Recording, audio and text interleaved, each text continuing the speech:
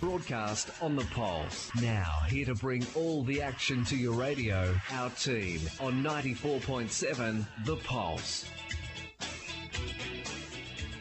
Park, the home of the Bannockburn Football Club, for the match of the day between Bannockburn and Werribee Centrals. We've had a little bit of trouble. Smithy's still at the pub. We can't get him out of it.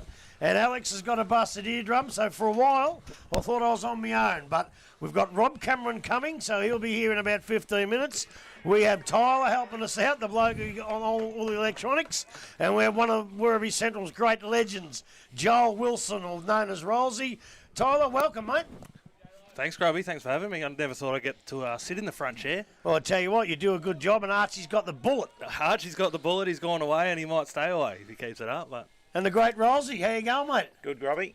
Good, Grubby. Yeah, it's something a bit different. Normally I'd be on about my 10th can by now.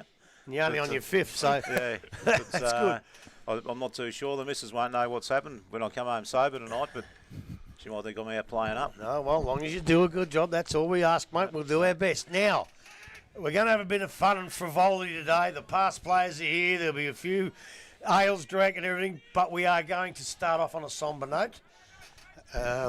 One of the greats, one of the great people that I've ever met in GDFNL football, and I don't say that lightly. Mick Higgleton passed away last week. They had the funeral during the week, and it is a very sad day, not just for Bannockburn, but for the Geelong League, because, you know, I know you say a lot of people, oh, he's a good bloke, he's a good bloke. He's a genuine great bloke.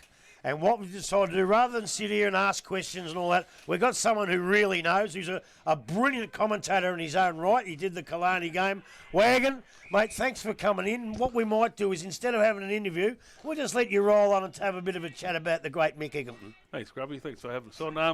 Mick was obviously a star of the club, past player himself, many years, and took on the role as president after Billy Caldew, the great Billy Caldew. So, yes, big shoes to fill there for Mick, but he done a pretty good job in those last sort of 14 years. So, and he was the president of the past players too, was he, or the chairman for a while? He's a chairman selectors back in the Stormy era. Yeah. When he came back from Queensland, but as I said, he got on the committee and then past players committee and took over from Billy as a president of the past players. Now, both his sons were very good players. Could Mick play? I was a bit younger, but yeah, the stories you hear, Mick was a very good footballer, very, very good footballer. They reckon he's a pretty handy forward and went back and made his name as a full-back there, Grubby, yeah, for sure. Yeah, because he in them days, he'd have been a pretty big fella, wouldn't he? Yeah, he was probably a 6'1", 6'2" bloke back in the day, so played on some handy forwards, I'd reckon, back in those days. So I guess wandering around on a Thursday and on a Saturday, there's going to be a hell of a lot of people here at Bannockburn missing. Oh, for sure, and that's just on a Thursday night, Grub, you come down to the footy club and have a beer and mix at the bar, holding the bar up as usual, but even on a Saturday, obviously the last 9-10 weeks, hasn't been at the footy, but he was there every Saturday, so away and home, so, but no, as I said, he was a terrific bloke, always up for a chat and always up for a beer. And I dare say today he'll be the mainstay. He'll be the one that they all have a drink to and give him a really good send-off. Yes, as I said, I've just come off the gate over at the club there.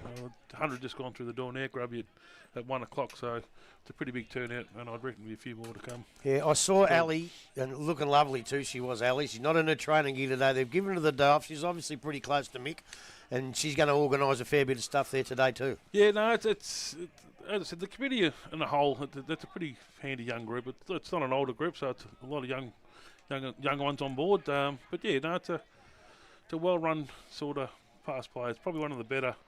You talked to a lot of people around the league, and this is probably the one that.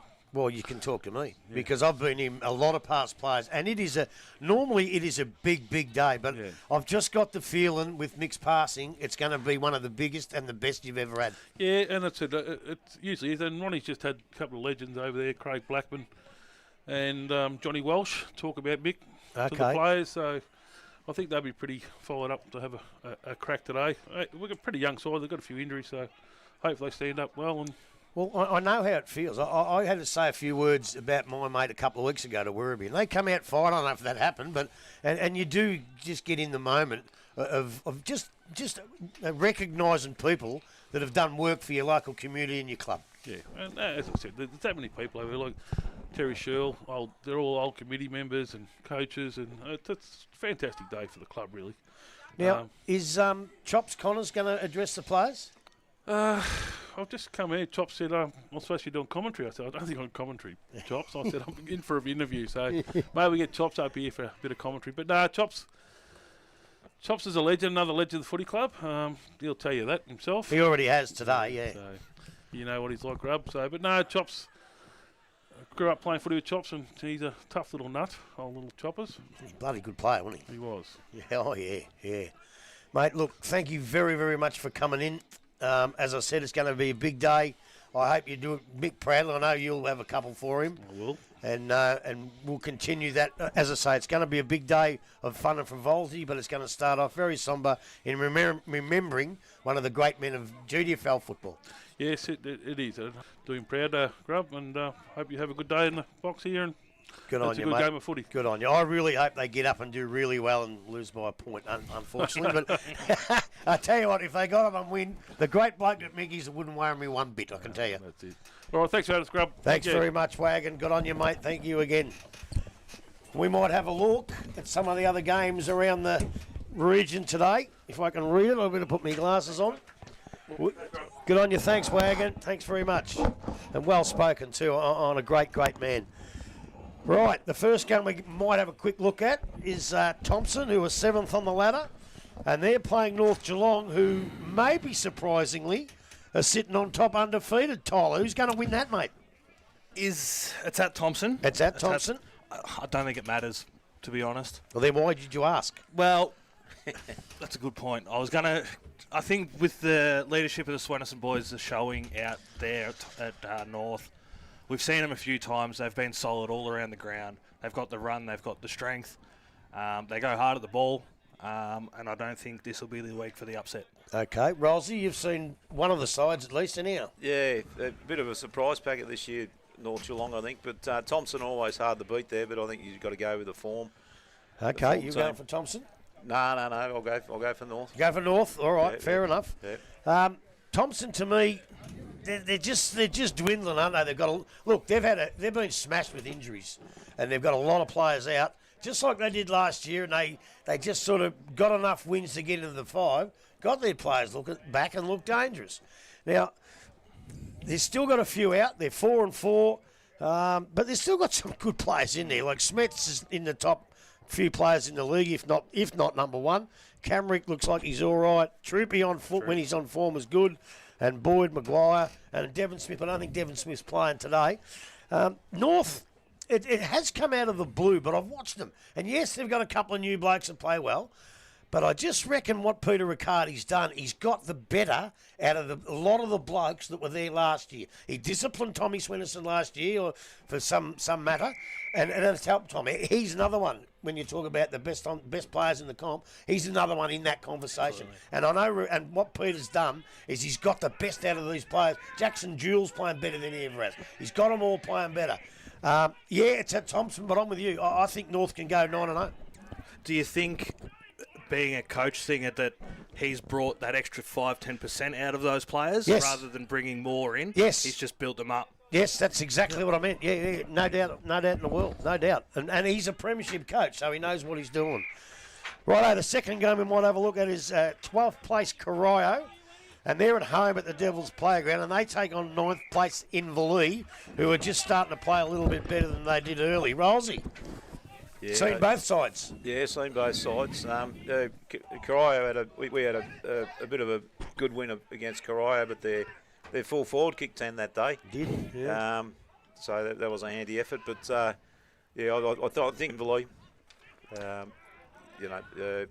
Corio sort of put a bit of a show up for home ground, but I think Inverleigh. Okay. Tyler, this could be your last game because you might be getting the boot any tick of the clock.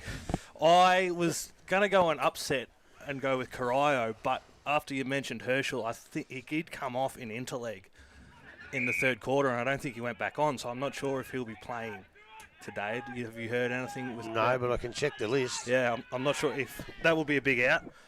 If Cowan can run 4 quarters, with the leadership of Toby that he displayed in the interleague last week, I think Corio might be a chance. I'm going to go the underdog. Okay, well, they're at home at the Devils Playground, so that gives them a better chance. But I just think Inverleigh are starting to play a bit better. You know, some of the players that either weren't playing or were struggling earlier have found a bit of form, and their form is pretty good. Corio, Werribee, you know, to cover their injuries, no side in the competition can cover a Joel Bennett. Right now, Toby's trying pretty hard. Great interleague game. He's captain. He's played really well. As you said, Cowan, but Cowan's 35. That's why he struggles. They've got a lot of kids coming through that probably needed Joel Bennett and a few of these around them to do that. So it might take a bit longer. But I just think Inverleigh might be too strong for him at the Devils Playground. Right. 10th, Winch, 2-6. Versus 2nd Belmont, who was surprisingly beaten by Anarchy last week. And that's out at Winch. We've seen them a couple of times, Winch. Tyler, what do you think? Winch I think they've still got a few out. Is Finn Parrish is out as well. I don't think it's going to be their weekend out there. No. No. Rosie? Yeah, no. We before the bye, Central's had a good win against Winch, but I think Belmont will be too strong there. Yeah, look, I'm a bit sad for Winch because I spoke to Dogsy, the president, last week, and in not one game this year have they been able to put together their best side. And there's still probably a few players away from it. You know, one of the best, a great player in Caleb Brown comes in, gets injured, goes out. So they really haven't been able to put their best 22 on the field. I'm not quite sure it would matter. Even though it's at Winch, Belmont Lions will travel along pretty well. They had an unexpected loss last week. And to be quite honest, I don't think they can really possibly afford to lose 2 in a row. And I don't think they will lose 2 in a row. And I think they'll be too strong for Winch today. Real tough one here, boys. You got to think hard about this one. 6th placed Anarchy, who were 4-4, versus 4th placed Bellpost Hill, 5-3, out at the Anarchy Oval. Put right flats. Is ground size going to play much in that game? Would it be a bigger ground at Anarchy? No. No? Bellpost Hill's bigger than Anarchy. Sorry, yes, correct. By a fair way. Yeah. Look, I think Whitney could have a field day out there. And Jack Yates through the middle, forward, wherever he wants to run. He's pretty hard man to stop. I think Bellpost Hill are going to run away with that one. Okay, it's tough, Rosie.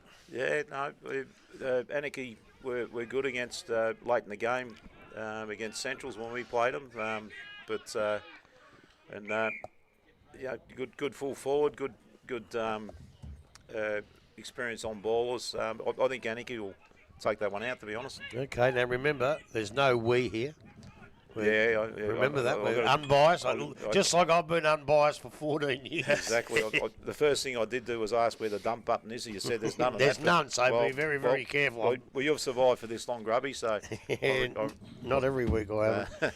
This will be a real tough one. I really don't know who's going to win this. Bellpost Hill, we saw the other week against West, never looked like losing, but West have been struggling. They didn't start the year off really well, Bellpost Hill, but they're starting to play a hell of a lot better now. And a lot of the older fellas, like you mentioned, Dill Whitney and Ozzy and Cozzy.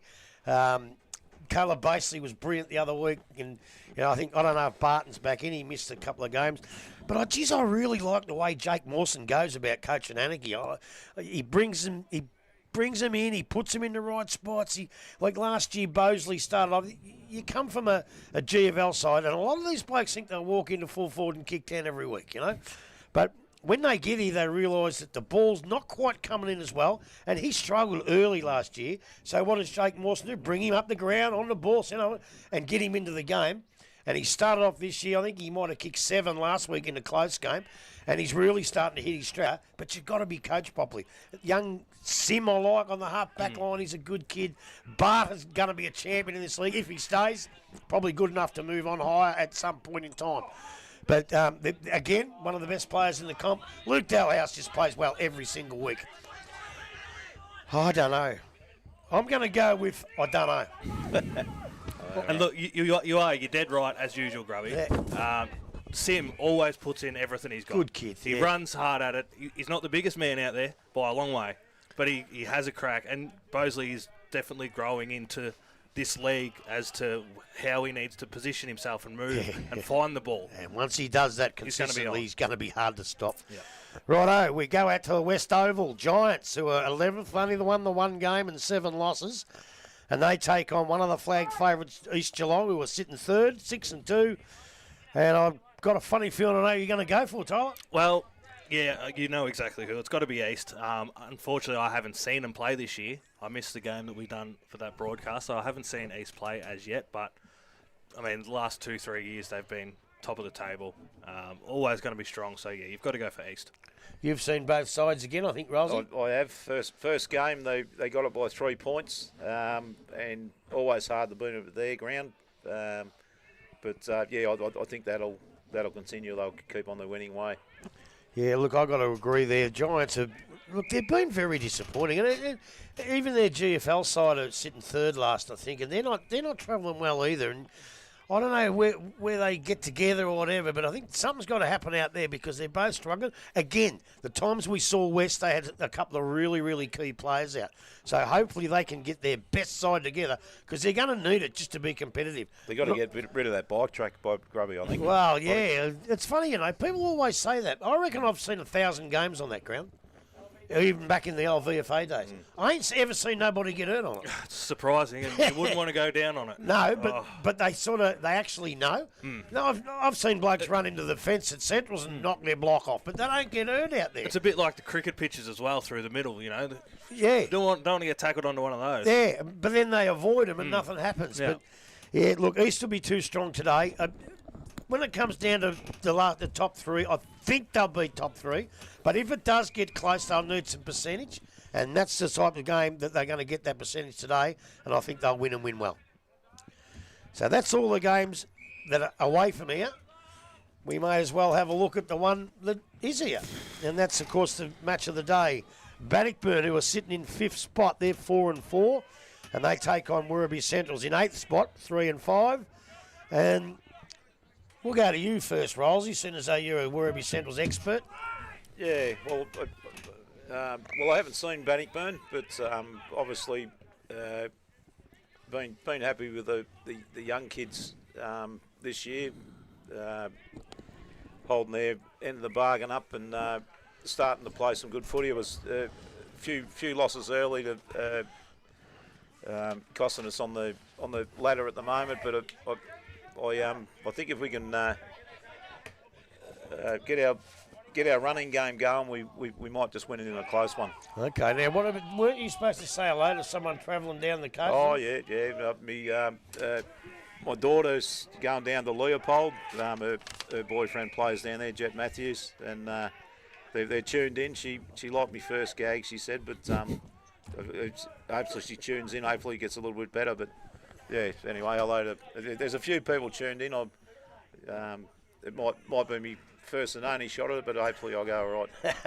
Good on you, man. Good on you, Jet, and hope you have a big game with Leopold today and get a big win. Tyler, and we've got a third one in here at the moment. So, Tyler, Yep. Bannockburn versus Werribee Central. I'm going to get in trouble and I might get thrown out the window here, but I think I'm going to go with Banno today. I have seen him, as well as Grubble, we've seen him a few times, both in the pre-season match and just around the games. I think as long as if Jervis is having a good day, Dale said it before, he picks the way we're going, get on board, let's take it home. He's a very strong leader, but Werribee do have that probably faster, maybe more skilled centre. So I think it's going to be a very close game, but I do think at home, for the past players, I do think that Banno will get up. Yeah, look, it's going to be tough. It's going to be pretty tight. Bannockburn. What worries me about Bannockburn is they've got quite a few out.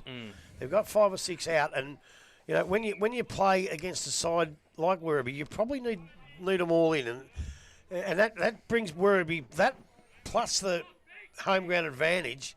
You know, I think Werribee need to play their best footy, not for 20 minutes. They've done it in every game they've played. I think if they could play their best footy for 4 quarters, there's not many sides that can beat them, but they just can't. and they don't play it for long enough, and when they do, they don't impact the scoreboard enough. You know, we saw against Corio 1-7. They dominated East and Belmont for certain periods of that game, but couldn't put enough score on the board to stay in front. So, what if they can play 4 quarters of their best footy today? Then you'll see what I mean. I mean, against Western when they had the week off, the passing down the ground, lace out, they looked great. But Westwood didn't play well and didn't put a lot of pressure on them. At Corio, the second quarter, they kicked 11 straight, but Corio dropped off a little bit. If they're going to go anywhere, Werribee Centrals, they have to play that football and beat a good side like Bannockburn. And that's what, and because they're the sides who are going to contest probably 4th and 5th. Bannockburn, Thompson, Anarchy, Bellpost Hill. And they've got to be able to play that type of footy against those sides. Whether they can do that, well, we'll probably actually see here today. You know, they've got a couple in. Kirker's back in. That's his first game for the year. So we'll get a bit of a look at him. We know where he can play, but again, only his first game. McDonald was named best on the ground last week, but he was a forward. And he didn't kick a goal, so maybe you can enlighten us, Rolsey. Did he play up the ground, maybe? Yeah, look, last week he actually they put him on a wing, and he likes to drift down for a goal, and he didn't impact the scoreboard. But I thought it was probably his best game for the year. So I'm not too sure where he's lining up today, but he likes a goal and he likes to do. He's always a candidate for mark of the year too. He likes going for his marks. Yeah, he does. I might be able to give Routley, and he's not a spring chicken. He's coming towards the end. I tell you what, he fell at his best. He was a very, very, very good player. Don't worry about that. Yeah. But you know they've got a couple of new blokes, Houlihan and Donnan. They struggled a bit early with fitness, but they're starting to get their games together now. And then you have a look over at like Bowden's been a great player for him. You've said Jervis already. Maybaum's a real good player. Kelly's a good kid. So, you know, Jackie Henderson, they've got some really good... young Perkins is a ripper. You know, this could go down to the wire. I would love to say Werribee could play 4 quarters and win, but if you're going to have to tip it on form and the fact that they haven't been able to do that just yet, I think Bannockburn might just get home. I do think it's going to be a high-scoring affair as well. Are you going to put a headset on, Cameron, or just stand there looking lovely? I think, you know, with Saliba, Bryce Lenningham's Cunningham, and the delivery that they're going to get through the middle, Werribee's got a good chance of a big score, and it's just whether Banno can keep that and keep in front. They have to kick straight, mate. Yeah, you can't kick a big score if you kick 15, 16, 17 I think points. that goes back to that impact you were saying. Yeah. You've got to have that scoreboard impact. You've got to make them count and get it through when you can. I think that was Saliba that reports. He kicked 4 points in the interleague game as well. So if he's on early with his kicking, he goes well. But wasn't that last point special? I was going to say, I tell you what, he kicked 4 points, but the last one won him the game. And I tell you what, he did that so well. He didn't get it, then he didn't get it, then he got it, and he went in and out. And he got it. He must have thought, I've just got to get a boot to this, and he kicked a point. He had a tough match. Yeah, he did. He got held really well for a good portion of the game, but when he got there in the end, he got his space, and he unfortunately couldn't put any goals on, but he did have an impact in that last quarter. He's only a young kid. He's got to learn to read the room, read the play, because he was going with Carr. Now, Carr was getting him. So he gets there and has to stand back because Carr's in a better position. I would have liked to have seen him lead to the other side and give the GDFL another option, and then goals might have come his way. But look, you know, he was a little bit disappointed in his game because he checks himself pretty hard. But I thought, I don't care if you don't get a kick. If you kick the point that wins you the game, you've got something to claim on. Rob, who's going to win today, mate? Good afternoon, Grubby and gentlemen. Lovely to be back in the commentary box. I'm going to maybe upset the locals. I think for a lot of the reasons that you said about today being about Bannockburn might be the reason that arch rivals Werribee lift a bit. I'm expecting them to put that line in the sand that you've been talking about for a few weeks, Grubby, that they've been honourable losses. There have been some really good footy that they've played against some sides and then failed at times. But when you look at this side on paper, it is a very, very good team. I'm sure it'll click, and I reckon the old rivalry against Bannockburn in front of the past players will actually lift Werribee as much as Bannockburn, and I reckon they'll win. Well, if you have a look at the ladder, they haven't won enough games, Werribee, but because the season is so close, they're only a game out. Now, they've got Bannockburn today and Thompson next week, and they're the two sides that they'll be following.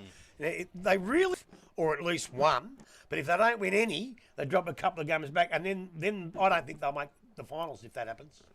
Yeah, look, they've shown a lot. You've made some very good points about their very best football, and those early games, as less than a goal separating the end, they're going to be crucial on the ladder position. But it's all part of the build-up to the season. They've probably got to get the year underway. But geez, they're a good-looking side, and today for me is a line in the sand game for them, and I expect them to match it. Well, what a great. I know it's only early, but what a great final. You got three sides. Right, you got North Geelong, Belmont and East that everyone believes will be there. Right? Now, of the sides battling to get in, if, just say for instance, Werribee got in and played their best footy, can beat most sides. If Thompson did what they did last year, smashed everybody. If Bannockburn can get in and play their best football, all of a sudden, you haven't got three sides playing for the flag, you got five. And that's very rarely happens in GDFL football. First, second and third are so far in front of fourth and fifth that you get for them first three sides. But we want a final series where five sides can win it. And then you've got Bellpost Hill as well, who's sitting fourth at the moment. Oh, sorry, I left them out. So Yeah, they're there as well. Yeah. Turns into top six. With Torquay sitting fifth or sixth, they could be second or third. Yeah. So, and that's what you want in the competition. And sometimes you get the top 4 or 5 that are so much further in front of them. That 3 games that Werribee won would have them 3 games out. Yeah.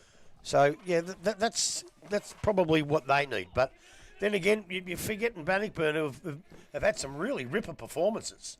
And as I say, they've got a few out today, but the kids they bring in always seem to perform, don't they? Yeah, they do indeed. And looking at the seconds, it's really unusual to see a Bannockburn side at 32, Werribee 93. It just goes to show that their depth has really been tested, and they've probably drawn as much of the good talent out of their second 18 into today's first side. How they go is very important, but it's some of the key players that are out for Bannockburn, particularly Kunchka, Lachlan Battaglia is out also, which is a couple of key losses, and the other one down back, Luke Bowden, who's been a real stalwart in defence.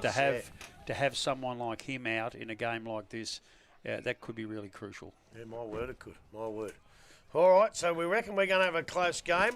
Before we go anywhere, we've said that it's Bannockburn Past Players Day, and we've got a few of the experts from around the town and around us and around everybody to come up with a Millennium side, the 2000 to 2025, which is what we've been doing for the year.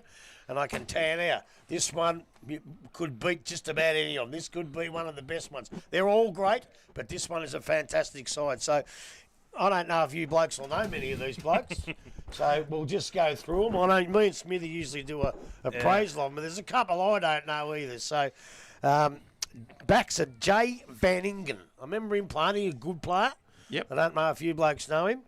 Luke Bowden's been named at fullback, as we've spoke of, and he's a ripping player. In the other back pocket, I don't know much about him. Actually, I thought I saw him the other day walking the boundary line with a long neck, and that's Matty Lewis's back pocket player. Matty was a good player, you know. He was a terrific player. The half-back, how good was it Dave? Actually, they put D. Gibbs. I don't know if it's David or Daniel. I think it's Daniel. But both of them were good players. But Daniel, probably. Yeah, he was a very, very good player and come out and coached out here as well. Clinton Shaw, he played the best game I've ever seen him play. I think it was the 97 grand final where he just tore us to pieces, a ripping player. And Aaron Broomy, I think he might have won 3 best and fairest for the club, maybe more. Yeah, he was good fella and a lovely bloke. Yeah, and a ripping player. And on the wings, Alistair Woods. He's been a very good player for a long, long, long time. He wasn't much fun with a little cricket ball in his hand either. Wasn't he? Oof. Oh, there you go. There you go. We might have one of them sides too one day. In the middle, one of my favourites of all time is Jackie Broman. What a magnificent player Jack Broman was. Even you've seen Jack Broman play Rolsey. Yes. How good was his final series when they pinched that premiership? Oh, yeah. I watched him play at Werribee. He got the ball a lot, but it was just too quick for him. But he was a ripping player. And Watsy, is Watsy playing today, or was it the other Watsy? No, there's no Brad Watts. No, the two's out here. There's there's a potential Matt out Yeah, there. it might but be I haven't Matt out seen. there. But again, a really, really good wingman who knew how to play it.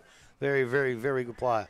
Half forward surprised me. Brent Jarks. We noticed him coming out at Belmont and Thompson and that, but he played out here and was a very, very, very good player, Brent Jarks. Had a great 2019 grand final. He did. He won the best player. won the medal. Yep. Yeah. He gave me $50 afterwards, so I was happy with that. I know he got rubbed out. He's trying to play again. There was rumour that he was going to try and come back and play, but I don't know how that's going. But I hope he does, and I hope we see him, if not this year, next year. Centre forward, Ashley Perkins. What a good player he was. He was just big, strong, get out of me way, take a mark. Real good player, Perkins. And has his son running around here this afternoon. Exactly. Now, half forward line. They must have been shorter half forwards, I reckon, because Ronnie Pilgrim snuck in there on a half forward flank. And by geez, did he kick a lot of goals against Werribee Centrals and most other sides. Ronnie was a real good player. Don't worry about that. I know he looks a bit, how's the word? Fat, but he knew where the ball was. He could mark, kick. He was one of the better ones going around, Ronnie Pilgrim on half forward Looks a flank. bit fat. That'll get back. Yeah. Now, their forward line. I'm not sure you're going to see a better forward line in any of these Millennium teams or teams of the centuries. Because in the forward pocket, you got Jason Tom. Yep. He went all right. Well, I think he's the one that kicked the goal here that landed. They got 7 points with a netball net. So, that full forward, one of the greats of all time, Tom Mullane Grant. There's not many people could stop him. And, of course, the other forward pocket, he's also a full forward, the drainer, Shane Andrews. He was a superstar, Shane Andrews. An absolute superstar. And I tell you what, Van Ingen, Bowden and Lewis in the back line, that's a great back line. But I don't think they could stop these three blokes. I don't think anybody could stop these three blokes. Ruckman, Kieran Fulton. We all know Kieran Fulton and how good he was. One of Bannockburn's greatest ever. Anyone got a comment on Kieran Fulton? He's good. I've watched him play a bit in big games, and one of those that could hurt you playing at full forward, but if he needed to go into the middle, he could hurt you just as much in there. Very, very strong-bodied player around the ball. Right. The ruck row was Clark, and I can't quite remember. I think he won 2 or 3 best and fairnesses back early in the century. But from what I heard over there, really good player. And of course, the row has to be Nappy's Troy Colliger. He was an absolute superstar, Troy Colliger. I had a chat to him over there, and he told me he was a better player than Connors Easy, and Connors he said no. But yeah. Nappies was a magnificent player. And I presume it's his son that's played some senior footy, but was in the reserves today. I noticed. Yes, but he was coming anyway for the past players. Interchange, look, they've given me about 7, and we haven't got time. So, Connor Jervis and Matty. Corey Flanagan, geez, he was a good player. Matty Tykon, I would have tried to get in that side, Matty Tykon. He was a brilliant player. Butch Shaw was one of the best you've ever seen. Butch, he was a gun. Did they not qualify? I mean, Shaw and Tykon are in if they qualify. Well, there might be a bit of angst against Tykon. Shaw didn't play much. But he did win the best and fairest, but he only played a couple of years. Yeah, he was only here as a teenager. Yeah, then he came back. So that's probably his longevity probably hurts him. But Gad was a good player, and they've mentioned Link Peters in there too. And great bloke Link. I don't know if he gets in mind, but he was tough and hard. I think before we start, we got to take a break. What time do we take a break? Let's take a break. We've got 10 minutes till the ball goes up. So Righto. back to the studio. You there, Steelo? We'll come back, mate.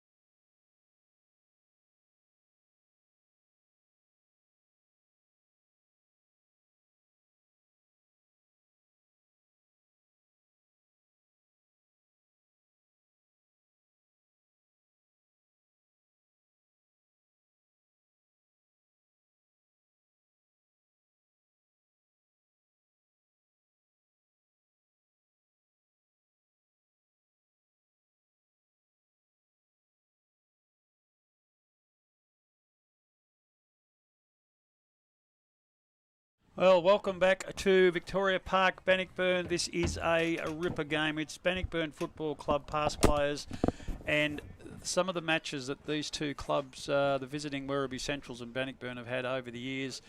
Big home and away games, but massive finals, and in particular grand finals through the middle section of this Geelong and District Footy Club era.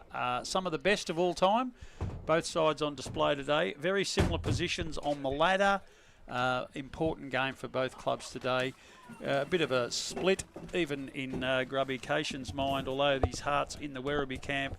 Logic's telling him Bannockburn are going to be hard to beat on their own ground in front of their past royalty, but we are looking forward to a this afternoon. Grubby, you've had time to really pontificate. You've seen the teams now, you've lined them up. What's your heart really telling you? Pontificate. I don't know what that like that means. one? That means I could be the new Pope, doesn't it? It's something like that. Look, I guess for my own sake, I hope Werribee Centrals can play their best football all the time, and they can win doing that. But Bannockburn don't let you do that. Bannockburn have got their own little style. Look, and you're right when you said earlier, they've no longer got the big superstars that'll, smash you all over the park, but they've got a very, very even team. The recruit last year, they got down back, I think, is playing up forward, Mayborn, and he's very hard to stop. And I can tell you now, I spoke to Prismal earlier, and the fact that whenever you get a decent forward, they always kick a lot of goals. Mason Dixon kicked 5, Herschel Carr kicked 10, Noah Snedscott kicked 5. They always seem to get a player that can do that. And Josh Kunchka would have been the bloke to do that here today. So they'll be very, very glad that he's not playing, I think. But they're they're brilliantly coached, I've got to say that. Oh, we forgot the coach. We forgot the coach of the team of the Millennium. Is it Rotten Ronnie? It's Rotten Ronnie. It was picked by Rotten Ronnie. It was no, it was picked by Independent. It was pretty close between. Chops Connors wanted to be in it, but he coached Bell Park or so he's out. Riccardi coached a premiership, but I think Ronnie did a little bit better.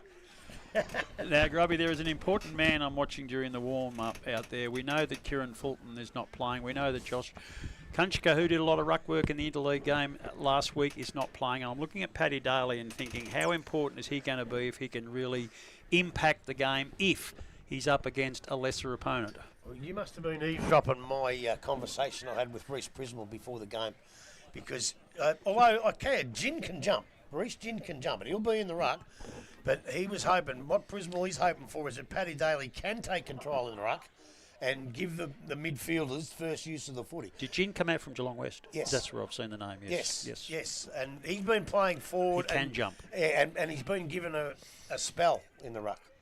When someone else needs a spell. So, but now, I haven't seen them line up yet, but I'm guessing he's going to be the ruckman. I don't know if they've got another bloke tall enough to do that. Well, that's what I think. You'll be more over the league than I, but I'm just looking through the list, and there's no one, unless he's new to the club, that leaps out to me and says, well, he's going to be Bannockburn's ruckman today. And but he can jump. Whether he's got the capacity to really compete at the round the ground and boundary throw-ins, that's where Daly could have a real impact on the game. Well, that's where they'll want to win the game, from the centre. And, that's where most sides do win it, if you can do that. What do you think, Rolsey? They got a pretty good on-ball system. Yeah, look, if they're smart enough, they'll understand, and you've probably seen enough games that Paddy Daly doesn't kick the ball, he only handballs it. And so if they're on once he does get a mark or a free kick or whatever, he's always looking for that handball. But Paddy's not just a good player, a great bloke. So it'll be interesting to see who they put in the ruck against him. You've heard the expression head and shoulders above. I'm just looking at the Werribee Central's team getting in. He literally is head and shoulders above the group over there. He's a massive man. Well, I think the only one that can challenge him almost is Bryce Linehan Cunningham. In height, that is, because he's a pretty tall kid as well. But, but then again, if he runs out of steam, who gives Paddy Daly a bit of a chop out? Does he become that stand in the middle, and he just stands in the middle, lets the others do it around the ground, and he just patrols that centre line? Well, he will have a rest off the ground at one stage. So, who goes in? Grubby, and you'll be more about the team, but with Luke Bowden out, is there a player in the Werribee Central's forward line who might really cause Bannockburn some grief today, outside of the smaller stature of Saliba? Look, I think it'll be Saliba, because even if Bowden didn't go to Saliba, right, he'd go somewhere else and he'd get the second offender. Now that second offender's got to go to the full back. So he might get what normally would have been the third defender, but it's all up to him. The kid's got the skills. He sometimes gets a bit frustrated. The thing that'll help him, there's a couple of sides that have, and I won't mention any names, have whacked him, right? Ronnie Pilgrim plays a different game of football. He puts a bloke on and says, run with him and beat him. And if he's not getting, that, who knows? He might play very well. I see they put Houlihan down at the forward line last week. He's one of the guys that you said, Grubby earlier, that obviously working on his fitness, but a clever player up forward. He was good last week, and I see they put him there this week. So I think he kicked 4 last week. Yeah. Rob Cameron, get ready, mate. You're in it. Rob Cameron. Oh, sorry. Nice to meet you. Yeah. And we have got the ball in the air, and this is definitely a baptism of fire. It is Gin who is in the ruck for Bannockburn, and there's no comparison in size. Daly goes up, but it's Gin who rises as we expected to get the tap. He pushes it forward for getting out there as Culliver tries to get away. He gets it across to Vesti, but the ball will come out of bounds right in front of our commentary box here. Kilby. At the Kilby's the one who come away with the ball there. So now we'll have a boundary tire, and this is where Daly should be able to use his muscle and keep Gin on the ground, but we'll see what actually happens. Daly this time double hands it down, but Bannockburn try to intercept. Gin follows up. Culliver again gets a hand pass out. Gin's in there again. Ball's been dragged away from Daly. Connor Jervis tries to get away. He's tackled. The umpire said he was pushed in the back, and the Bannockburn veteran will have the ball. The man on the mark will be about 60 metres from goal.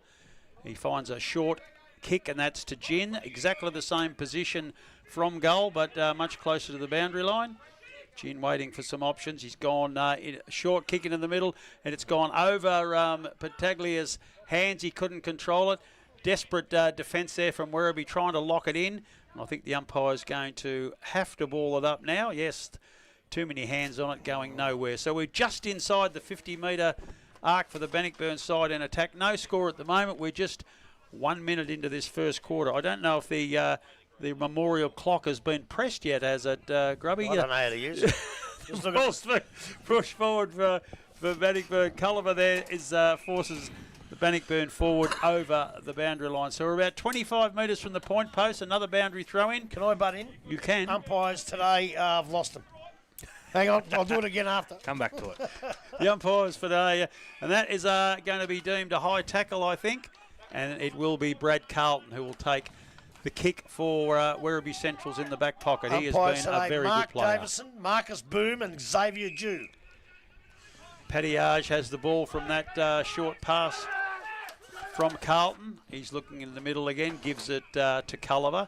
Culliver goes right across goal, doesn't hit his teammate there, but coming through for Werribee is Robinson.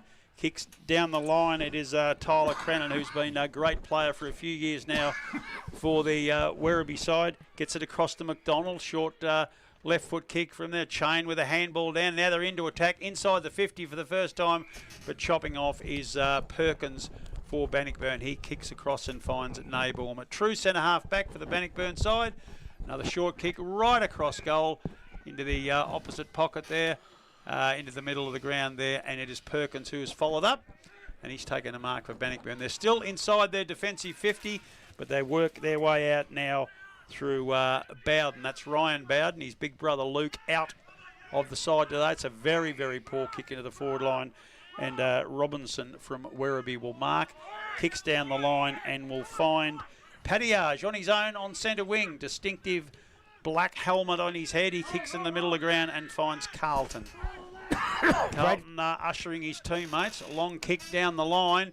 Goes over the back of the pack. Oh, it's a drop mark from a Bannockburn defender, but he recovers very, very well and kicks down. Looking for Gin. The umpire said that he was pushed out of that contest. Interfered with, yep. And Gin will have the free kick to Bowden by hand.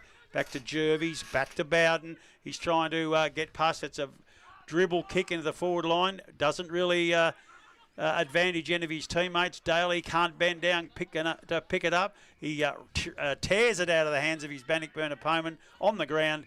The umpire comes in for a ball up. We're inside the centre square, slightly toward Bannockburn goal. Still no score. And the Eric Nichols clock has us about 3.5 minutes into this first quarter. Haven't they got a time clock on the board? It's on there, but it's not working at this particular stage. It's probably Nug's dad doing the timekeeping. Yeah. He's fallen asleep, Jerry. Carlton for Werribee kicks the ball, bounces into the forward 50. Linehan Cunningham overruns it. Bannockburn come away with the ball through Thompson. Can't get it across to his teammate. Hand pass again across to Fletcher Wilson. No, sorry, it's wrong team. Regan Vesti for Werribee, and he'll take a free kick. Man on the marks at 45 metres, and also on a 45-degree angle, I reckon, looking from here. And the funny thing is, this Regan Vesti, you know what his brother's name is? No. Fletcher. Is it? Fletcher Vesti, yeah. Played the twos. So it's Vesti. He'll make contact at about 47 metres. It looks like it's got the distance. I think it has, and that's the first blood for the day to the Werribee Central's team. One straight goal they are. Bannockburn yet to score, and we are 3 minutes and 30 seconds into. Whose first quarter is it? Buckley's? Buckley's Buckley's first first quarter. quarter. What do you think? Yep. What do you think, Rosie? Yeah, Good goal? Yeah, Bannockburn's tried to control it with some slow play, but Central's got a bit of run on there for a minute. But yeah, right on his limit there, but got it through. I think there's just a slight wind going when I was walking across before. It was heading down that end, the netball end, whatever they call that end. But no worries, mate. Good on you. Big Paddy Daly goes right up against Gin. No one really gets a good tap out. No one can get it out. Cullen picks it up. Now he does. Gets onto the left boot, puts it down towards the forward line. Looking for Linehan Cunningham. Can't quite take the mark. Good defence by Bannockburn as they now come out through the agency of Salah. Salah puts it up towards Connor Jervis, who takes an easy mark. He looks further down the ground. He hasn't got anybody at the stage. He's putting his arms out saying, come to me. Now he's just going to have to kick it and bomb it. He does just that. Puts it up towards the half-forward flank for Bannockburn, and a great mark there. Beautiful mark there by Clifton, I think it was. Puts it up in the forward line now. No one can... Oh! Fletcher Wilson. This time it's Fletcher Wilson. And he's taken a ripper mark. Could it be a mark for the Routleys' mark of the day? Both of them could. A beautiful mark now. And Bannockburn get the chance to answer that goal. He would only be about 20 metres out, 25 directly in front. Maybe a slight angle. The ball was kicked in there by Brodie Harding, actually. I'm just wondering where he is in that Harding family I don't know. tree. So there it kicks off the boot at 45. It is good enough, and that levels the scores.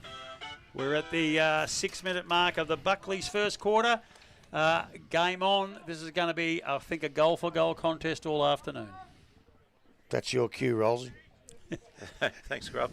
Wasn't ready for that, but it's just snuck that in. But nice goal. Was really set up by this mark on this wing by Brodie Harding. Yeah, great pack marker from over the back as well. Got the run up at it, planted himself, got up high and got that mark to get a nice entrance. The Gazelle leaping Gin looks at Paddy Daly across the line in the middle of the ground again. Umpire throws up. Gin again, he rises well above, gets his hand to it. Not necessarily effective, but it did go Bannockburn's way and a little bit. Chesterman is grabbed and tackled. He's not going anywhere, and he's going to be a very important player for Werribee this afternoon, as he has been for many years in the midfield. Can't miss him. He's the only one with his socks pulled up. He is indeed. Carlton, that's Culliver who comes through, hand passes across to his teammate there in Stevenson. He kicks across the ground, but that is intercepted by Fletcher Wilson, who kicked that last goal. Short kick and finds Battaglia, and that's Tristan Lachlan out today. He kicks across the ground, and that is taken in the forward pocket on the opposite side by Callum Elliott, and he will line up for Bannockburn second. He's about 30 metres out, 45-degree angle. McDonald needs to tighten up a little bit on number 2 for the Fletcher Wilson. It's been damaging. That's the second time Batali has just been floating around that 50 arc, that 40 metres out. The first one went over his head, hit him on the chest that time. It's a very clever player. The ball comes off the boot. The umpire moves across to his right, but the Bannockburn players, they go to 2 straight 12. Werribee Central's 1 goal 6. The time clock on the board says 4:40, but it started late. I reckon we're about 8.5 minutes into the Buckley's first quarter. Grubby, how do you like the look of the Werribee team starting off at the moment? Are you happy with what you're seeing? No, not really. I think they've got the same problem. As soon as the other side get it in the full line, it's a goal. Well, they've changed McDonald straight away over to the other wing. They've put Blake Taylor on to do a bit of a tagging job on. Okay. Back in the middle now. Big Daly again up against Gin. Gin probably gets the good tap out, but it's picked up by Chesterman. He can't get rid of it. Does now. Another tap on by Chesterman. He's in there working hard. Out it comes now to Battaglia. Battaglia puts it over to Clifton. I think it was. It wasn't Clifton. It was a good player in Gin. And Gin has hit this boy right on the chest again. Is it Wilson again? No, it's Clifton. 54? No, I think it might be. Is it young Bro Harding? 57? Yeah, I think so. Well, it's 57. It is Harding. Harding now puts the boot into it. It's going to go across the face of goal, but it just stays inside the point post. The umpire signals one behind. And that moves now. That moves them. I can't see the scoreboard. It's going to be 2-1 Banno to 1 flat 6 Werribee. In comes the footy now. It moves in very, very quickly. Chesterman on a lead, decides no, is Robinson. Robinson goes back towards Maxie Murdoch. Murdoch back in the goal square now. They haven't travelled very far. Matter of fact, they've gone back 5 metres. Bannockburn, they've formed a wall here. They've really got no one to kick to. So Murdoch goes down to half-back flank and what's his name? Houlihan gets the ball out. Out they come now, Werribee Centrals all the way down. Kerr can't quite take the mark. All picked up by Taylor. The umpire says, no, he's going to call back. What's he going to do? No, he's pointing to the boundary umpire.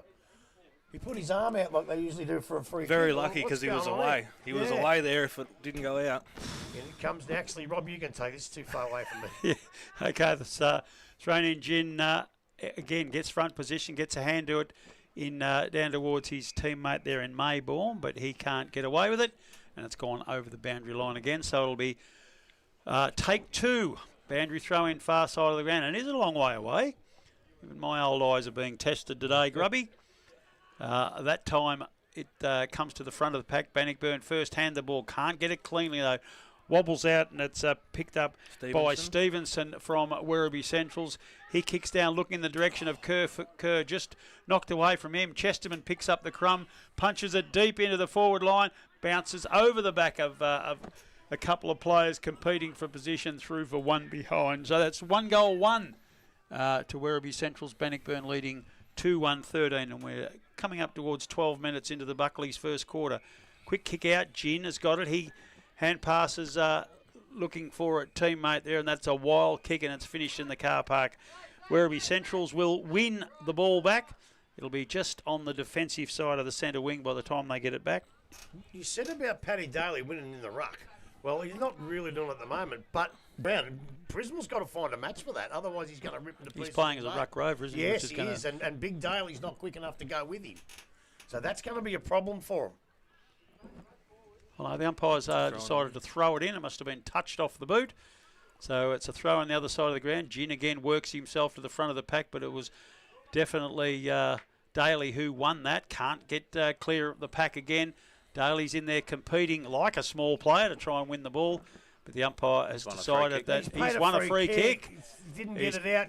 He didn't get it out, and it's Daly's hard work under the ball has won a free kick. Culliver kicks long into the forward line over the back of the pack, but picking up the crumb is Clifton for Bannockburn. He kicks it out towards the centre wing, coming through. Werribee defender overruns the ball there. That was Porter.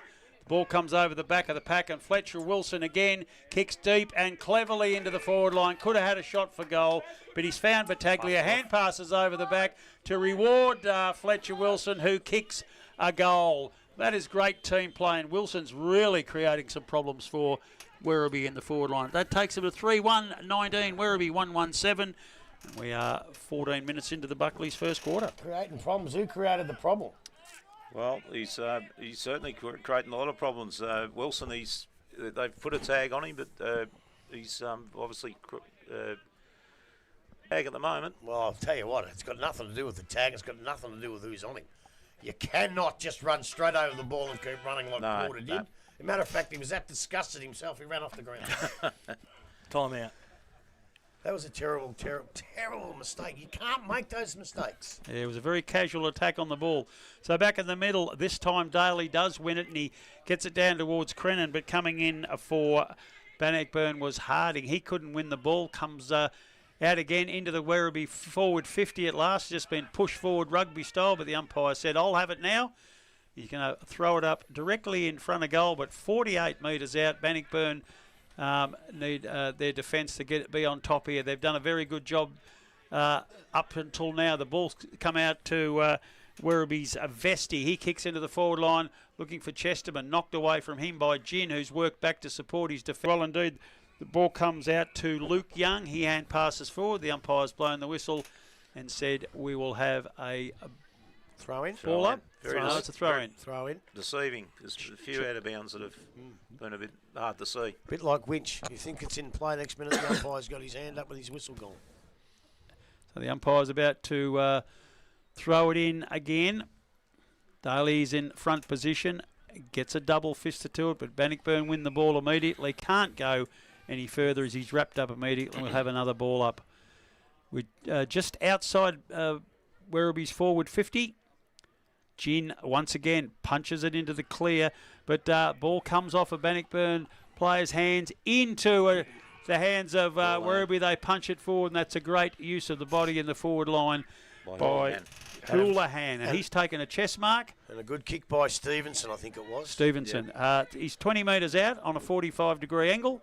Really must kick this goal for his team to get them back in touch. They're currently 12 points behind, and we're about 16 minutes into the Buckley's Entertainment first quarter here at Victoria Park, Bannockburn. Well, he kicked 4 last week, so let's see how he goes today. So Houlihan, very, very deliberate, comes off the boot horribly. Through for 1 point only to the right. Can't miss those. No, for a bloke who kicked 4 last week, he looked terribly nervous lining up for that. He must have got them all on the run. Goal square. So waiting for the ball to come back into play again. It's Perkins, I think, in the last line of defence. He plays on now. Kicks long down to the half-back flank, looking for the boundary line. Gin's up in front, can't hold it.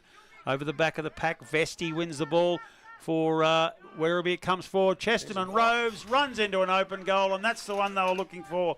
A quick answer to that very poor miss from Houlihan. So that takes them to 2-2-14. Bannockburn 3-1-19. And we're 17 minutes into the Buckley's first quarter. Rolls, he read that well. There was a Bannockburn player with him that did run with him. I didn't see the number, but you've got to run down with your midfielders, don't you? You do. And, I think the Bannockburn player ran under the ball, and Chesterman read it a bit better, and he was off the races. Yeah, and there was a bloke behind, that's what I'm saying, behind him that didn't go in. You have to go in. Back in the middle. Again, Gin versus Daly. Been that way all quarter. Up they go. Gin probably gets a finger on it, comes down to Clifton. He's tackled, loses the footy, goes out towards, I think that was... Stevenson hurt himself. Oh, he's down too. Don't want to see that. Out on the wing now. Picked up by Bannockburn. Puts it up towards the forward pocket. In they go in hard. 31 is Robinson. Puts it back over towards, is it Vesti all the way out there again? Yep. And I think it is, but the ball's trickled over the boundary line. The umpire will throw it in just outside the 50. Bannockburn scoring in. You think they'd look after a bloke with poor eyesight and place him over this side of the ground, Well, I asked Ronnie to kick it this side. I told Prismal to kick it this side. And both of the mongrels are kicking it on the other side. They're definitely India. It's not fair. Unbelievable. Okay, we're waiting on the ball to come back into play. Far side of the ground again. He doesn't look good, Stevenson. No, I think it's his ankle. I think that's the reason. Yeah, we're holding up play here for him to get him off. Bit of a shame. We missed him the last couple of weeks. Well, unless it's a stretcher, Grubby, our play shouldn't be held up, should it? Well, I agree here because the play's not there. What they've been generally doing is if a bloke's down and can't get up and it's in the vicinity to where the ball is, then they stop the play. It's a good 50 yards away. But if you think about it, one kick and it's back to a bloke with trainers around him. So, look, I don't mind it. Makes me... We'll be home a bit later, but I don't mean I believe you could do it now, all the way off. But at that stage, he was in a possible corridor where the ball could have travelled. But he's far away off now, and I think they should do it now. to come on the ground for Bannockburn, wearing number 54, Grubby. He used to wear number 7. I reckon he's the best kick in the competition. Well, he's a very good Lewis kick. Clifton. Yeah. He must have maybe had some time away from the club and he's come back, and by then his number 7 had been given to Nappies College's young bloke, and he obviously couldn't get it back. Oh, well, as long as you get a kick, it don't matter what number you wear. Exactly right. So we've got a throw in now, and it certainly favours Bannockburn. Quick kick from that stoppage goes into the forward line. Werribee come out. Tyler Crennan chasing after it. He's trying to capture Henderson, but he's got a hand pass away. But if the ball bobbles out, and Werribee Central's win possession back out to centre wing. Ryan Perkins picks it up but carries it over the line.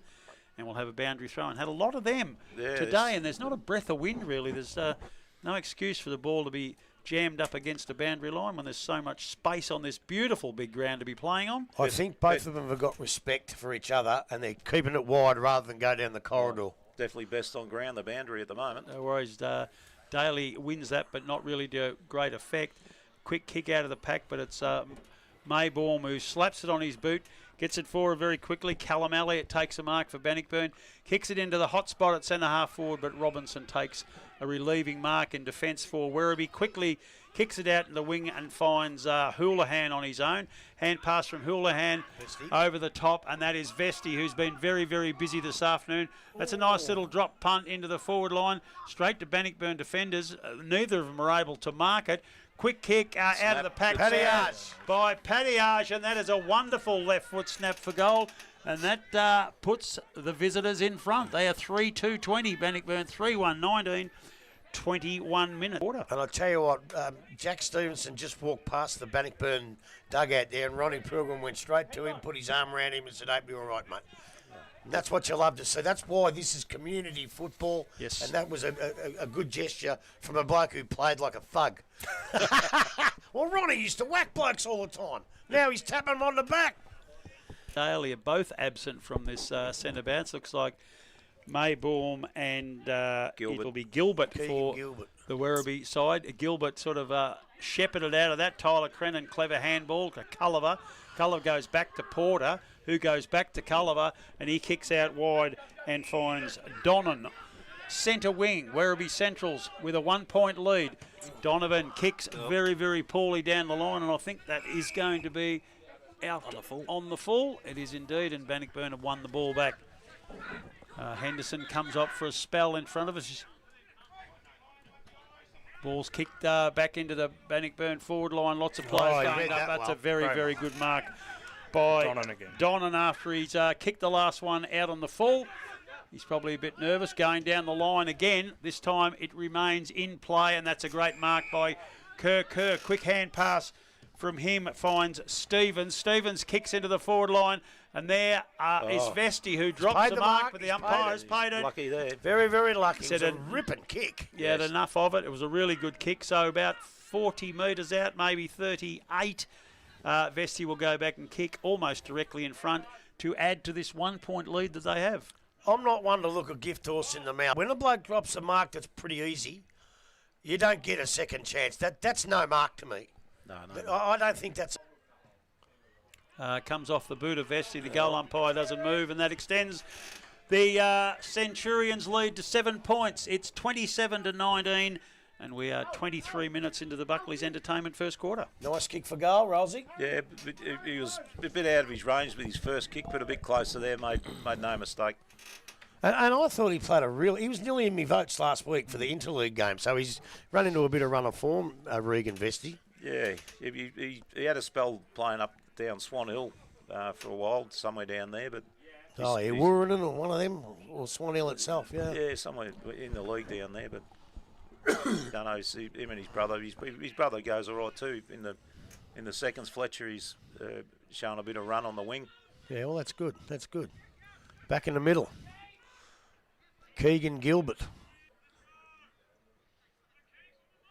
And Rob Maybaum. Up they go now. 2 non-ruckmen. Gilbert wins the tap, goes to Battaglia. Battaglia to Jervis. Jervis runs through the middle of the ground up to centre half forward. He's looking out there and finds Kelly. Kelly gets the handball. Comes out now. Back to who was that run down there?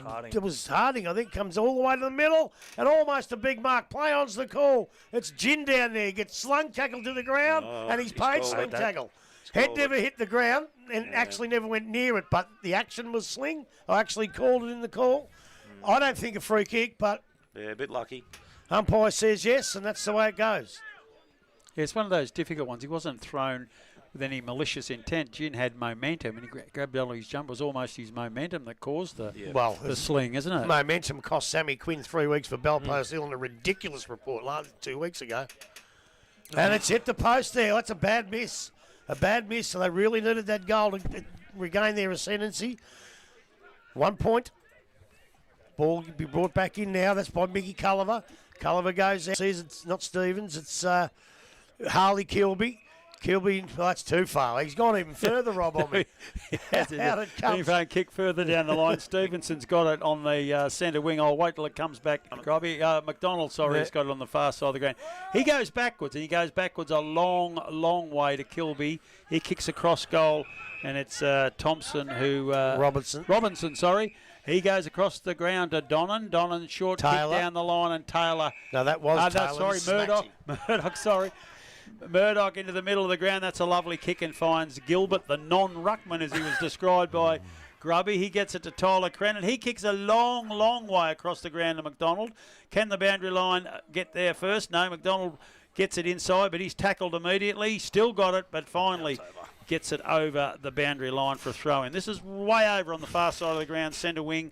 Another throw-in. We must be coming up close to 25 or 6 minutes, but anything like the interleague games, all 36-minute quarters. I bugged that up, didn't I? A non-ruckman, he got the greatest tap out of the year. He did. Ball comes back into the middle of the ground there. Vesti back on the ground. He wins the ball, tackled immediately, and has been dragged down. So another ball up. We'll get to see the non-ruckmans go at it here again. This time he hits it to sort of the advantage of his team. His team have got it. Crennan wins a handball. He's away on the left foot. Bounce. Kicks it into true centre half forward. Over the back of the pack. Bannockburn. That could be a free kick. The umpire said, all right, young fella from Werribee dragged off the ball. Kerr's got it. Heading towards goal, but he's dragged off the ball. There's almost a snap. He was dragged off the kick. I think he's penalised him for incorrect disposal, which is hard. He bumped him and he tried to kick it. It's a terrible decision. There's some sore boys out there after that tackle as well. Oh, dear me. That was funny. Anyway, the ball's been kicked in by... there we go. Had a holding free there. Not quite sure who that was, but a holding free kick to Gilbert. Bannockburn. It must be Maybaum who kicked it down the line there. Punched away from Bannockburn's... Bailey Kelly, and goes out over the boundary line. The boundary umpires have been very, very busy today, as both sides are playing safe. One's on that side, hasn't he? He's earning his money. Maybaum and Gilbert again. Maybaum pulls it out of the ruck, gets it onto his boot really, really quickly, kicks it forward. That's a one-hand attempt there by Werribee's Taylor. His side wins it back, kicks it wide. The umpire may say, it was out in the full anyway. Out in the full anyway. But I tell you what, you'd have played deliberate if it wasn't. Yeah, for sure. So it's like Gin there. No, it's Maybaum. He kicks long into the hot spot. There's a big pack of players. Gin goes up, can't hold the ball. Over the back of the pack, Chesterman immediately tackled and dragged down. And the umpire said, son, you had it for too long, which I thought was a little harsh. He did take one step and was tackled, and that's been deemed prior, I suppose, Grubby. Yeah, I think what you do is take a note out to him with the words written on it, prior opportunity, because there was none. There was absolutely none whatsoever. Don't know that you could even say prior opportunity in the time he had then. No, you couldn't. You couldn't even say opportunity. That was a disgraceful decision. Who have we got kicking this? He's arguing his point as well. Is that Henderson? For Bannockburn, has a shot at goal. And he looks happy, and the goal umpire agrees with him, and that levels the scores up. It's 4-2, each of two at the 28-minute mark of the Buckley's Entertainment first quarter. Need him to turn around. It's sort of got the Henderson body shape, is it? Yeah, I'm going with Henderson. Number 3 when he eventually spins around. Tyler? I'll lock on and I'll let you know. Thanks, buddy. So we're back in the middle now. Daly's back on the ground. The wannabe ruckman's having a rest, Gilbert. And it's Maybaum this time and That's two swipes at it, Daly. Wins both of them and then eventually wins the ball himself. See that often. And there's a big kick for up and under. Two Bannockburn defenders jostling, and Kerr himself a free kick. He finished up on the ground in front of that pack. The umpire said he was infringed. I don't know how good kick the lad is, but he's going to be kicking from 52 metres out, albeit directly in front. It might be a bit rusty. His first game for the year, isn't it? Yeah, first game. It was Aidan Osborne down the other end. Yeah. Yep. Yeah, well, there's a free kick to Werribee Centrals, which I didn't see either, which I'm not saying it's not there, but I didn't see it. He's got a bit of a Michael Holding run-up at the Yeah. moment. Yes, indeed. So Kerr will kick from 51 or 2. It's left the boot horribly, but wobbles towards goal over the back of the pack. Coming through very quickly there. I think it's gone out. I think they called a No, play. they've Yeah, already it's 1 called a point. point, Had yeah. crossed the line, the umpire said. So that's enough to put the visitors in front by 1 point. 4-3 plays 4-2, and Lewis Clifton again hits his target as he normally does. Quick hand pass and play on, and it's Per now has the mark. Halfback flank for the Bannockburn side, trying to find a way, and it's forced them to kick right across the ground into the far back pocket again to look for a way out. And this has gone down to the halfback flank. Clifton now has it again. He's taken a bounce, running to centre wing. He's run a long way. The umpire said that's fine. Clifton hits another target, but he dropped the ball. That was Osborne. Jervy's hand passes back to Clifton. Clifton hand passes again. Punched away by Brad Carlton from Jervy's, who was waiting. Carlton has picked up the crumb that he created, drives forward, and that's a wonderful mark on the lead by Linehan Cunningham. What a great kick and a beautiful mark, and he is within range, probably 40 metres, tighter than 45-degree angle. Boys, you know him well. Is this one home? Don't even bother asking. Well, he's normally pretty reliable. It could go out in full. Well, It could go right through the middle. But I tell you what, one more centimetre higher and longer, and he'd have spoiled that. That was a magnificent kick. It certainly was. Linehan Cunningham comes off the boot now. It's going to fall short and punched Didn't even through. make the bloody distance. Very short. Did not make the distance from 40-odd metres. He seemed to get a bit close to the man on the mark and then Siren. panicked. There's a siren. Punch through for one behind on the siren. That gives them a 2-point lead. 4-4-28, 4-2-26. We are at Victoria Park. Match of the day, Bannockburn versus Werribee Central's goal kickers. Or you want to do I'll go them, through the Tyler? goal kickers. For Werribee, you've got Paddy Ard 2 and Chesterman with 1. For Banno, you've got Fletcher Wilson with 2, Callum Elliott with 1, and Aidan Osborne with 1. If that's all, we'll head back for a quick break.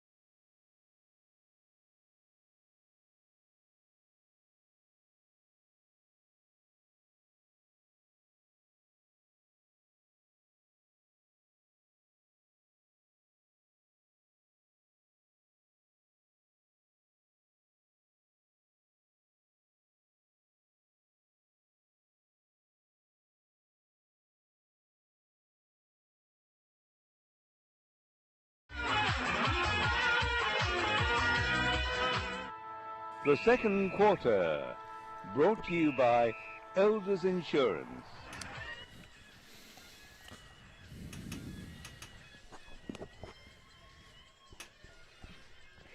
We're back at Victoria Park. Before we go to Grubbycations for deep analysis round the grounds, North Geelong 29, Thompson 9, Inverleith 56, Corio 19, Winchelsea 15, Belmont Lions 20, Anarchy 23, Belpost Hill 9, and Geelong West 15, East Geelong 13. And here it's 29, plays 26, Werribee Central's in front. The scoreboard has 28-26.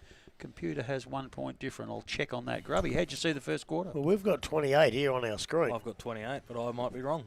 No, what's the scoreboard got? 29-26, and the timekeepers would be doing that. It looks to me like the umpires aren't going to go over, so if there's a point in it, we'll be checking the video. Yep. What a good quarter of football. Like for end-to-end, good marks, long kicks, beautiful football. That's one of the better quarters I've seen all year. And both sides were very, very evenly matched. End-to-end, and finished up, there's only a couple of points in it. I think as Werribee might have had the age of a breeze today. A slight breeze, I thought early. I'm not sure now whether it's turned around. But when you opened that door there, it come flying through. A cameraman reckons it's more than a slight breeze, and it's the reason why most of the players on the far side of the ground, whether it's favouring an end, we're not quite sure. Because I tell you what, the trees aren't moving much. So, but that's it. Anyway. Look, there's a lot of good players that did something in that quarter. There wasn't too many players on the ground that didn't do anything. So it's very hard to get good players. I thought Jack Henderson was good early. Elliott kicked a nice goal and was in everything. Bowden early in the piece was good. Perkins was pretty good for most of the quarter. I thought Gin was terrific in the ruck. Great battle with Daly. Kelly was good. Jervy's all good. And young Rory Harding, I liked him too. Out at Werribee, Paddy Arge, pretty good and sneaky little goals. Vesti had a terrific quarter. Stevenson, until he went off, was pretty good. Culliver, possibly best on the ground, very close. Daly was good in the ruck, as I said, great battle with Gin. Robinson down back was fantastic. Without him, they'd probably be a couple down. And I thought Brad Carlton jumped in and did a couple of really, really nice things.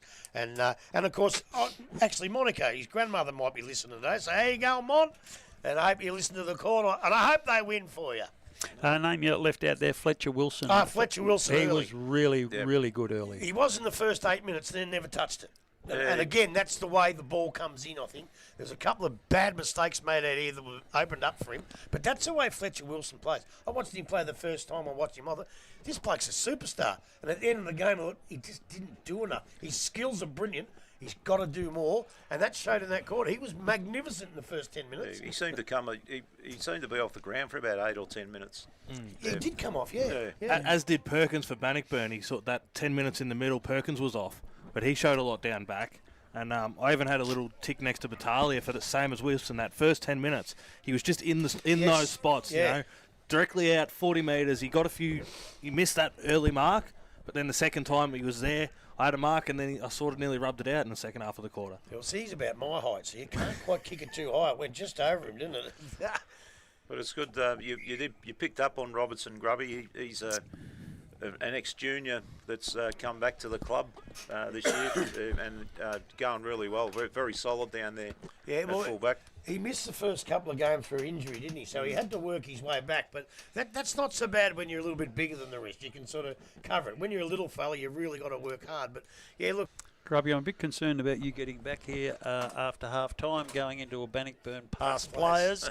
It's not just the food and drink that'll get you. It'll be either conversation or a whack behind the ear from old days. Yeah, well, I was nearly going to say bullshit. You're not allowed to say that, so because there'll be a lot of that talk. Actually, I saw a bloke earlier that I played on back in the 80s, 84 and that. So, yeah, I hope you blokes are all primed for afterwards because I might be a little bit late.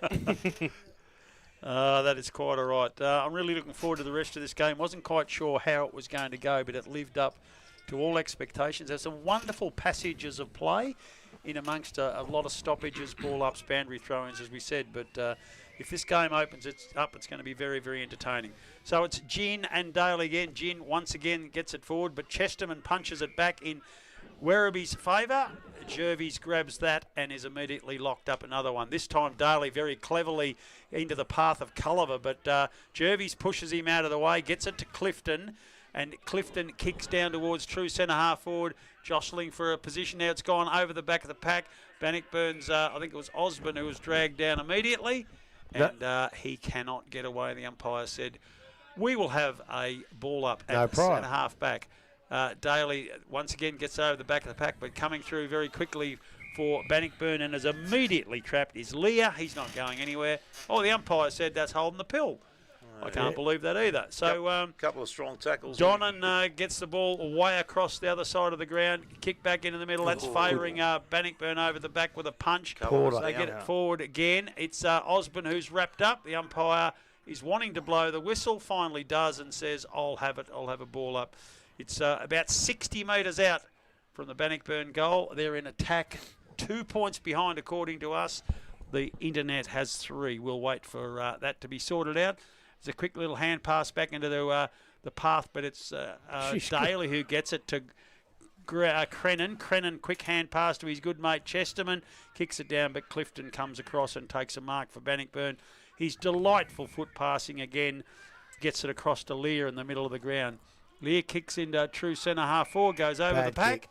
Mayborn was waiting, but it's Culliver who takes an easy chest mark behind him to relieve for Werribee. He's got a target out on centre wing, and it's a very, very good one. It's McDonald. He takes a chest mark, waiting to look for options further up. They've been very happy to go a long way backwards at times. This time he's found a target, and it's the big fella, Daly, but over his head to Mayborn. He grabs it, plays on immediately, kicks to true centre half forward, and that is a very, very good mark by Robinson for Werribee. Gets it to Donnan. Donnan immediately down further, and he finds a teammate there. Is that, no, it's not Vesti, but kicked forward. Kerr ran underneath it. It was Stevens, and allowed his Bannockburn opponent to take an easy mark. Comes out, now Perkins has it on centre wing for the Tigers. A short kick from Perkins down the line, looking for and finding his teammate Kelly. Yeah, it's Bailey Kelly for Bannockburn. So Kelly now is forced to play on. He kicks hurriedly and the ball lands in the safe arms of Werribee defender. Read that very cool. That's Robinson again. He's done a very good job. He gets it back into the arms of Gilbert. Gilbert to Culliver, who's been very, very busy.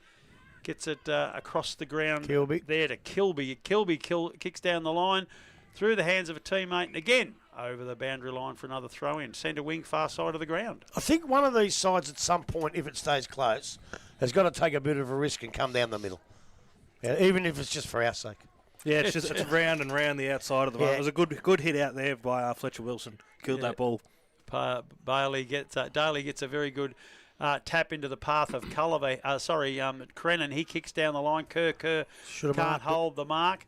Ball comes over the back. Bowden, that's Ryan with his big brother Luke out today. He's wrapped up. The umpire says, I will have that. Inside the centre square, it's almost at the halfway mark. Ruckman lining up again. It's Daly who's starting to impose himself on the game. Pulls it out of the ruck, but he's dragged off the ball immediately.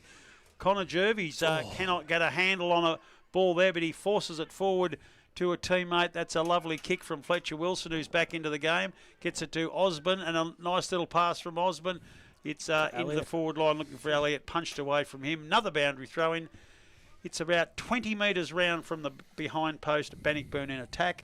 They are 2 points in arrears still, and we are now 4 minutes into the Elders Insurance second quarter here at Victoria Park. He made some ground for big bloke Robinson to spoil that.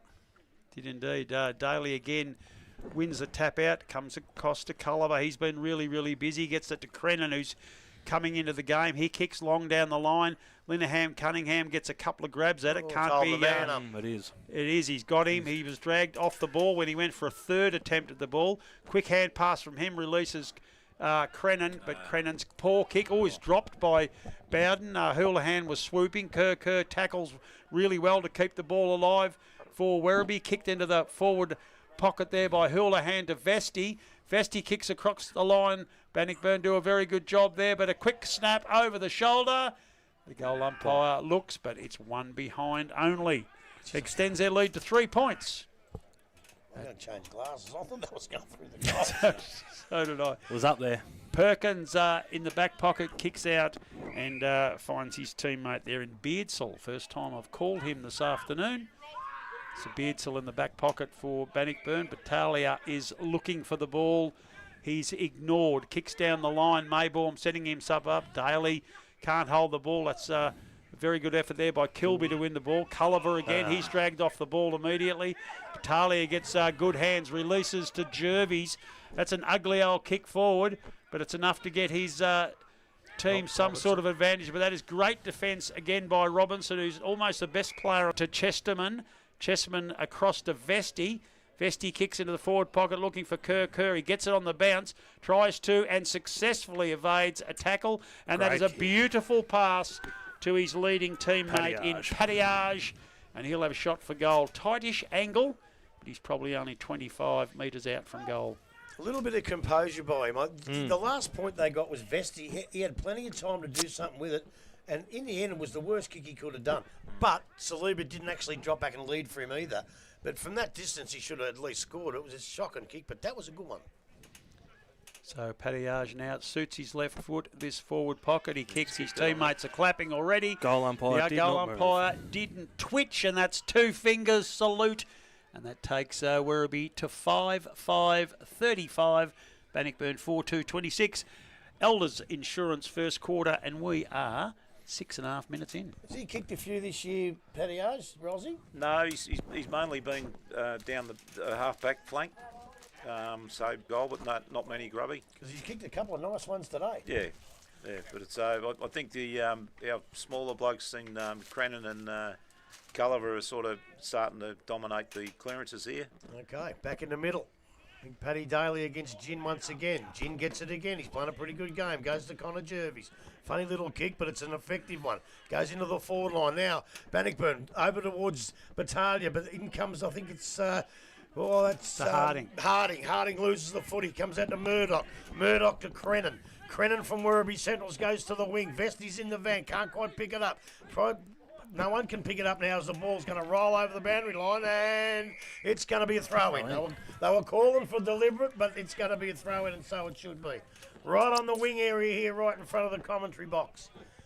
Boy, don't worry about where they are, son. Throw it in. And he comes now. Throws it in. Up there, he gets the tap out, but it's too tall for Vesti. He tries to do his own tunnel ball. Carlton tries to pick it up, can't do it. Pretty scrambly at the moment. Loses sight of the footy. The umpire says, hold the man. To Harding, yeah. Harding now. The ball's already over the boundary line. I suppose that doesn't matter, does it? A little short kick that's not 15, and it goes to Perkins. Perkins under pressure puts it up towards the half-forward flank for Bannockburn. Over goes Stevenson. Henderson. Henderson, Endo's young fellow. I got him mixed up then. No one can pick the ball up. Almost does. Very, very scrambly. Umpire, get it and ball it up, and he says, give it to me, boys. And it'll be a bounce on the half-forward flank in favour of Bannockburn. Those flags down there are going across the ground then once. So up it goes now. Daly and Ruck probably didn't get it. Jervis again. He's starting to come into the game. Jervis up there you go. That's a tunnel free kick. There's absolutely no doubt about that one. He got underneath him, tunnelled him into the air, gave him no chance at all whatsoever to mark the footy. And now Bannockburn have a chance to get one back. With Brody Harding. I think it's Harding again. Yes, it is. Brody Harding. He's been very, very dangerous down there, Harding. He's shown that he can kick a goal. He would have to be about, he's going to kick from about 40, only about 30, I reckon. Murdoch on the mark, 45-degree angle, very kickable. In comes Harding, lines him up, puts his boot on, and it's an absolute shocker and goes straight through the middle of the points. Unbelievable there. They move to now to 26. Werribee Central's on 35. And what are we on? What scoreboard are we on now, boys? We're on the Elders Insurance. On the Elders Insurance. You can't beat Elders Insurance. You're not a bad commentator when you can see it, Grubby. It's all right when it's this side, isn't it? Kick it this side, you idiot! It's Kilby in the back, full back line. Gets it across to, I think that is Robinson in the back pocket for Werribee. A raking left foot pass, and what a ripper it is, and finds Houlihan just short of the centre. He plays on there, kicks down the line. Once again, heading for the boundary line. Kerr, the back of the pack waiting. He's picked up the crumb eventually. Tries to get away, but can't. Dribbles out of his hands over the boundary line. Half forward flank for Werribee. They lead now by 8 points. And we are 10 minutes into the Elders Insurance second quarter. Kerr looks a likely player. I know he was quite a prominent young player. Has he been out injured for a while, Joel? First game for the year. Yep. He's doing very well, working himself into the game. Jersed's had a lot of the pill in the second half of the first quarter and this second. Wins another possession. But fumble over the boundary line, far side of the ground for another throw in. My goodness gracious, they've spent a lot of time over there. Well, actually had the glasses on. I don't know if the last one was a fumble. I think it was a hand by Robinson that knocked the ball out. And for a big bloke, he's a very good player. He's very quick for a big fella. He's done very well today. Double-fisted forward there by Daly. Got a second chance. Hand passes into the open spaces. Bannockburn had once again. Werribee kept forcing the ball forward as they've done. They've pushed it all the way to centre wing now, trying to get away there. That's a quick handball across back into the play, but a great mark there by McDonald. For the Werribee side, wins it back. True centre wing. Far side of the ground, they're setting up something again. Normally they'll be looking for short kick before they head into the forward 50. They've been reluctant to kick long. Another pass, this time looking for Gilbert, who I thought marked, but the umpire didn't. Carlton takes a hand pass off him. A left foot pass into the forward line, punched away. First onto the ball is Kilby again. He breaks a tackle but drops the ball. Culliver picks up the crumb. A left foot pass for him into space and finds the chest of... that's 50. I think it's 50. It should be 50, I would have thought. And that is for the Werribee side. Tyson Stevens, we haven't called him a lot today, but that was a very good lead into space. He hasn't paid 50. And a great kick. No. The other umpire went to pay it. Oh, that's got to be 50. You would have thought so. Anyway, he's going to line up 45-degree angle. He'll kick from about 42 metres. It's left the boot. Not very well, and it's been marked in the last line of defence by Perkins. Perkins to Clifton. Clifton tries to get away. He's tackled. That's holding the ball. Hand passes nowhere. But the umpire said you hand-palled it, son. You're quite all right. It comes out of the back of the pack there and cleared away for Bannockburn by Beardsall. And Robinson again takes a mark for Werribee Centrals. He's been very, very busy. Love the way he kicks the ball too. That one's not so good. It's into the hot spot. Maybaum comes out, releases a very clever hand pal. This time across to Rory Harding. He gets around a tackle and kicks long into the forward line, looking for, it's over the back of the pack.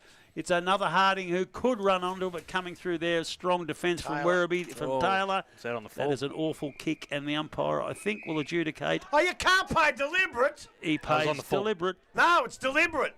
He's paid deliberate. It was a shocking kick. That's ridiculous. They kicked into the forward line, and Battaglia has the ball. Very close to the point post. He's marked close to the line, but he's got great skills, and the modern player, with the practice they do, he'll trot around on his left and should have little trouble kicking this for a player of his ability. And that is exactly what he's missed it. It must have gone over the top of the goalpost. The umpire was quick on it.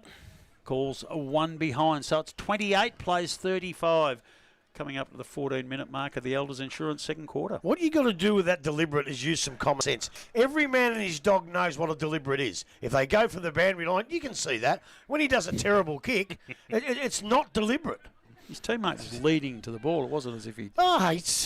it seems silly. Kilby brings the ball back into play, gets it to Donnan. He kicks down the line into a pack, punched away by Bannockburn. Gin picks up a crumb. He tries to get away. The umpire says, has it gone out of bounds? Yes, it has gone out of bounds. I thought Gin might have actually thrown that then. A few Werribee players thought that he did. The umpire said, all okay. So it's Maybaum and Daly. Daly gets it down to Carlton, who's been very good again today. He is tackled. The umpire will ping him for that. He got a handball, like the other bloke. He had it a while, but did the right thing and handballed it. Down the other end, slightly different view of things. Kicked into the middle of the ground. Maybaum has it. He swings around onto his right, stabs a pass into the pocket, but that's gone over the back of the pack. And Robinson again, quickly onto the left foot. and he finds Vesti, half-back flank. Long hand pass from Vesti to Culliver. Culliver's left foot pass misses the target, but Bannockburn defender overruns it there temporarily. Mayborn picks up, hand passes over the back of the pack, comes out again, and I think that's Phillips. That's a funny-looking handball to... it's a great intercept. That's very, very well done there by Taylor. Werribee's Taylor. Tries to break free, but it's Bowden who holds things up for Bannockburn, forces a ball up. It's right in front of our commentary position, about 60 metres out from the Werribee goal. Daly again grabs it out of the ruck. Not sure what he says. Try again. Give it back to me. Yeah. So he throws it up again. Daly again, and Mayborn. Daly gets it down, coming through. Oh, that was a whack across the shoulder. Made sure he's seen it too, didn't he? Tyson Stevens for... he waited too long. He has waited too long. Vesti kicks it off the ground into the forward line. That has been taken by Kilby, is it? He's been thrown into the ground, but the umpire said... It's actually Saliba who Saliba. got pushed right in the middle of the back and he's got hold of the ball. As you called it. Yes. Jeez. Very, very odd there. Waiting to come out of defence. That is... who is that? Number 6. He's not on the list here. For who? Bannockburn. Salah, is it? Stevens has got it now on the wing. He's kicked directly inside 50, not quite. Cut off there by Houlihan, has gone out wider to Carlton. To Kerr into Saliba, who's snapped it across the body and through for a point. One behind only. So the ball will come back in. It's Bowden who has it. Which side's he coming? Here you go. He's gone straight down the middle, underneath it. Kicks long, punched away. Werribee over the back of the pack.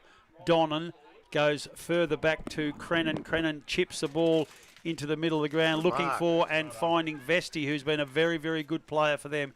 He finds a lead, and it is the big fella, Gilbert, who comes out and takes a mark. He might only be a would-be ruckman, but let's see what he's like as a goal kicking forward, because that was a strong mark under a fair bit of pressure. Well, guess what? He's a would-be forward too. 40 metres out on a slight angle. He came last year to Werribee Centrals as a full-back, and that's where he's played nearly all of his footy. He's a So big man. it's Gilbert now. It wasn't the most deliberate approach. The goal umpire moves across.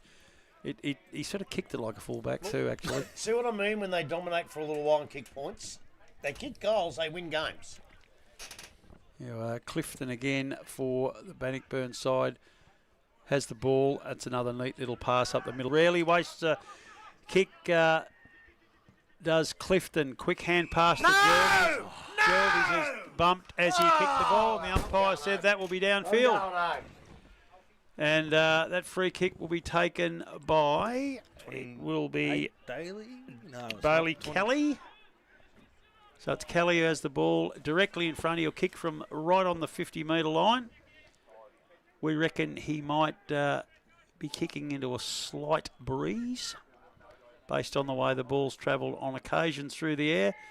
So Kelly goes whop from a long way out. It is very long. It is a magnificent kick. And that is a goal, and that is one that might receive the ire of Richard Casons for a downfield kick that looked a little bit soft, but it takes it 34 now, plays 37. Werribee still in front, and we are 20 minutes into the Elders Insurance second quarter. Joel, I'll leave that to you. Grubby's nonplussed. Yeah, I think for the dominance we've had around the ball, we obviously wasted a few opportunities. They go down the other end. As Grubby still hasn't put his headphones back on yet, he's still disgusted. Temporarily retired. A bit lucky, but he's made the most of the opportunity with a great long kick. Yeah, so the downfield was paid to Jervis, who was hit by Crenna. I don't know about it, but anyway. In the middle, we've got Daly. That was Gilbert who looked very much like a ruckman then. So it's Gilbert and Mabel in the middle. The umpire's got it back, and he's going to go up again. See if we can get it out of the centre from here. Gilbert's got the tap out to Crennan, who's been balled up straight away, and he's holding it in, and we're going to go up again. So third time's a charm. He's got a tap out It's gone to Vesti, who's got the wide handball out to McDonald. Another handball out here to Taylor, who's just being corralled. I've got another handball off to McDonald, who's, I believe, has been taken. Okay. I know. They've paid holding the ball there against McDonald. He I took believe goal. Osborne here's got a kick into Fletcher Wilson, who's gone to the handball again back to Osborne, who just overran it this time. Where we've got the handball forward to Crennan, who's another turnover back into Bannockburn's hands of Clifton. And looks like we are going to have another ball up here on the wing, about 65 out from the Werribee goal. Up we go again with Gilbert and Mayborn. He's pushed him in. Mayborn's got the small kick forward, but forward nonetheless. McDonald's picked it up now and he's gone inside and is fallen just short of the...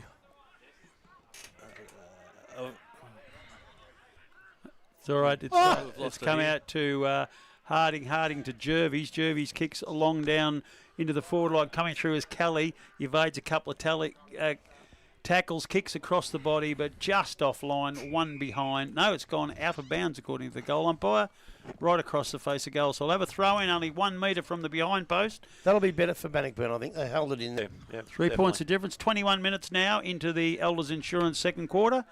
We'll have this throw in Werribee. High alert at the moment. Ball comes in. Gilbert double hands it down to this afternoon. He's tackled immediately. The umpire said high, and he'll receive a free kick and be able to relieve some pressure. He hand passes quickly to Crennan. Crennan, long kick down the line looking for Padillage. Knocked away from him. That's a very quick hand pass across and releases Vesti. He's away now with a bounce, running down centre wing. A long kick into the forward line. He'll be looking for Kerr. Kerr got front position. Can't hold the ball, but he does pick up the crumb. Hand passes very quickly to Chesterman. Chesterman across to Linehan Cunningham, but before he can get to it, safety first, and it's punched by Darcy Giddings. There was a put on a block there with his eyes on the footy, which you're allowed to do. As soon as you take your eyes off, that's an illegal block. But that was a legal block, so Linehan Cunningham couldn't quite get to the contest. So for a young fella, a real good head on his shoulders, Perkins. It was a nice kick to set Linehan Cunningham up. He could have had a leap at it, but that bit of play cut off that leap. He blocked him legally. Yep. So we've got a boundary throw in quickly to the other end of the ground. It's now Bannockburn's defence who's under some pressure. Linehan Cunningham won the tap out, went forward, but a couple of kicks into ankles. The ball is bobbled around. Another one comes out and lands on the chest of Culliver. About 45 metres out on a 45-degree angle. It's a quick, panicky defensive kick, but Werribee had set up the wall, and Culliver is going to take advantage of the opportunity. He sees a short option. He kicks it forward, and I think that's Porter, is it? Donnan. No, it's Donnan who's snuck forward from the half-back flank. I hope he don't kick it like he did out here, out of bounds on the full. We'll see what he's like as an attacking kicker. When there's so many players in a pack like that, and most of them are Bannockburn, you really worry for them because where are all the Werribee players? Where the ball went. So Donnan now kicks, and that is a beautiful kick. It's a beautiful It has cleared the pack and gone through the goal and extends the Centurions' lead to 10 points. It's 5-4-34. Werribee are 6-7, 43, 23 and a half minutes. Elders Insurance, second quarter. I say that'd be his first goal for the year. Doesn't get down the forward line too often. Well, in league footy, they all run to him, don't they? And Yeah.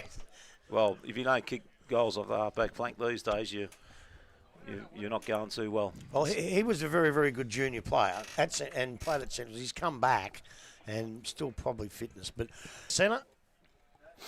Yes, he is indeed, and that'll make a difference. He's up against Mayborn. Jin's been out of the ruck for a little while now, so Daly should be able to win this effect. He got it down to Culliver, but he was moving that fast. He overrun the ball. It's Clifton now who slaps it on the boot very, very quickly, gets it forward, and that is a very good mark timid there. effort there. Very timid effort. Comes out the back to Mayborn. He has a long shot for goal, but it's across the face a little bit. 1 point only. That'll lead back to 9 points now. It'll be 8 points, I think. All over the ground today. Kicks out from fullback into the pocket to Vesti. Follows up, takes the handball. Kicks a long drop punt down the centre. Left boot.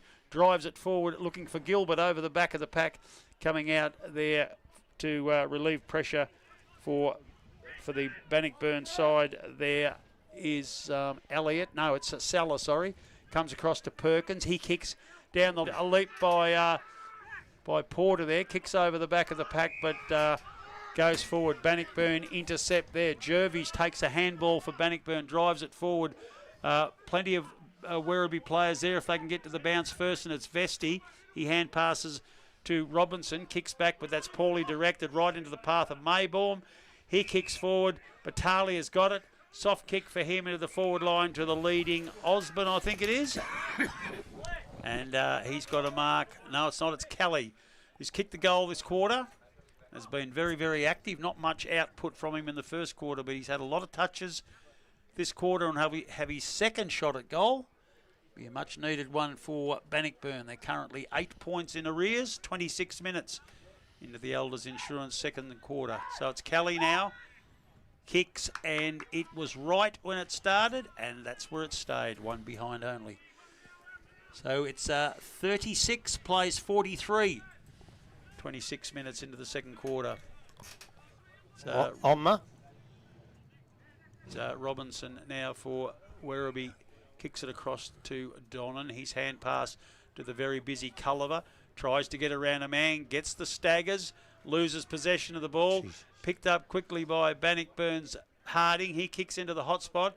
Over the back, trying to punch away as Robinson, but all he does is get into the path of Gin, who picks it up, dribbles it through for a goal, and that gets the Tigers back within striking distance there. 7-6 now. 6-6. 42, Werribee 6-7, 43. As the half-time siren blows, Tyler, give us some goal kickers as we go into the long break. Before you do, yes, the mistake there was Robinson had that covered, but Blake Taylor, no need to go up, went up, left a man on the ground on his own. You can't do that. Robinson had it covered. You've got to use your brains.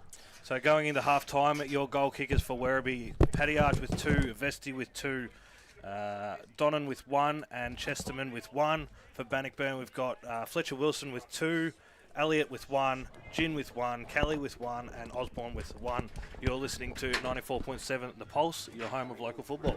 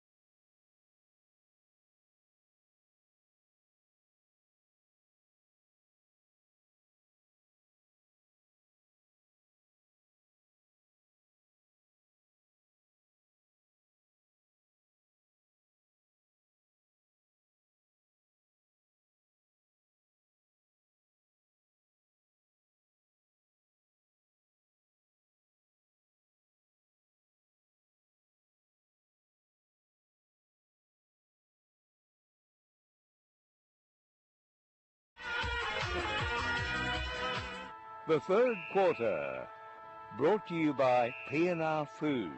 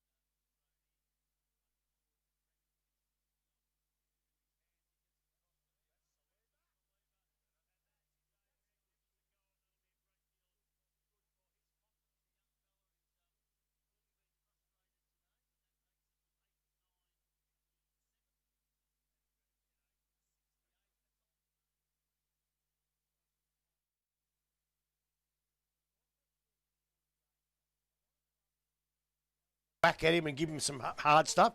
Ronnie Pilgrim doesn't coach like that. He puts a bloke on him to stick with him, and the kid who's done it today has beaten him. So he's got away with that one, and that's the way football should be.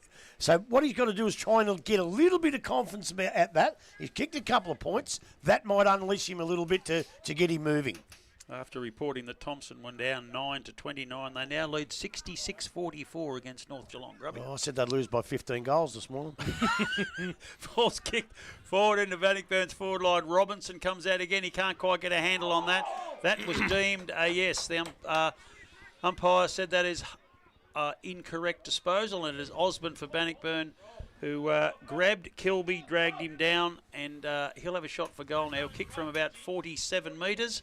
Almost directly in front, and this could be a quick answer to snuff out a bit of that confidence that Werribee have picked up. 12 points the margin now. Well, that's what's happened. Like, he's grabbed the ball, right? He's taken 3 steps and been caught and didn't dispose of it. That's the perfect opportunity. Osborne kicks long, kicks straight, and that is a goal to Bannockburn, and that is definitely the biggest lead of the afternoon. 18 points now. 11-9, 75. To 8-9, 57. Joel, are you coming back from here? Well, it's going to be tough. I mean, they can't let him get another one. I'm not quite sure. Did you notice if that wind is actually favouring an end? Look, if it is, it's probably the end that Werribee are currently kicking well, to. Everybody thought that, but all I do is watch the game. And at this stage, the wind hasn't played any part in what's happened till now. So unless it gets up stronger, no. So it's a great tap forward for Werribee into the path of, and now it's Taylor who kicks it forward. Punch forward. Saliba. He's got another one. No, missed it. Oh, just missed to the right. That would have been a very good lifter. A couple of times that's happened this afternoon. Immediately replies to goals. Chesterman's having a bit of a disagreement back there. I'm just waiting for the ball to come back. And I think it's Clifton who has it. You'll be pretty sure. Lewis Clifton, a beautiful kick of the foot. He's found one right down the middle of the ground. That is magnificent again. And he's got Rory Harding. Harding's got a target out in the centre wing. He didn't get it to him very prettily, but he got it to him anyway. Throw.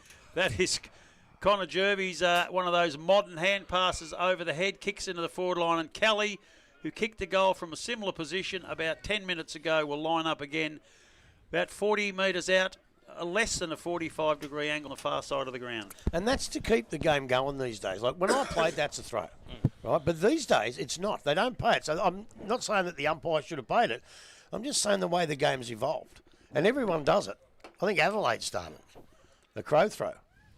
It's his watch. He's run around again there. This time the umpire did call play on the man on the mark, did move, hit the post this time. So that takes the lead out now to 12 points. You know, they've had an adjustment. It's a 12-point lead.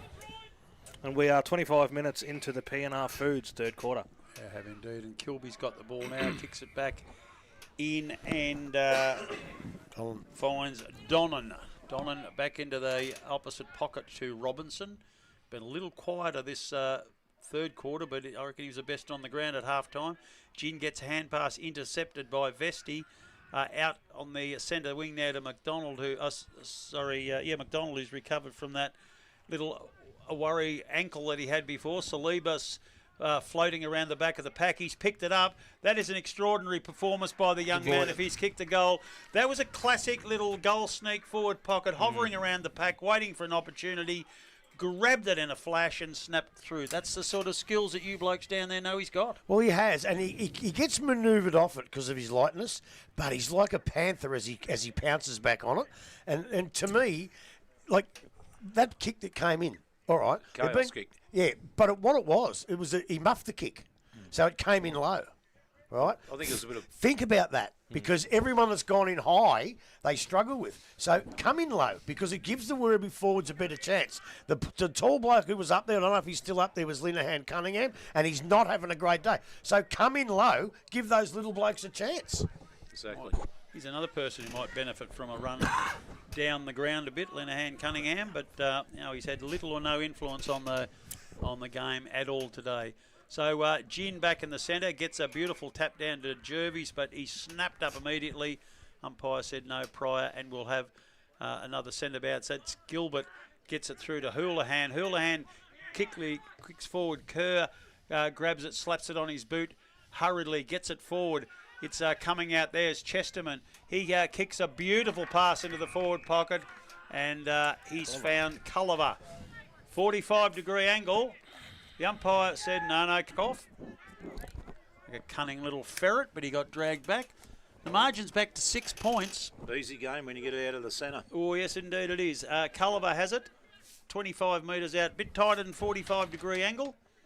But we're not sure if it's the right score. No, I thought we had an 18-point margin at one stage, and it got quickly back to 12.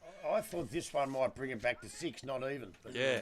So off the boot from Culliver. Looks good. Everybody likes it. It is a wonderful goal, and I think Culliver might have had some advice from some of the Bannockburn faithful there. I think they might have had some advice from him first. And the gentleman, nice kid that he is, I didn't really expect that from him. I bet you it was Matty Lewis over there. Yeah, probably.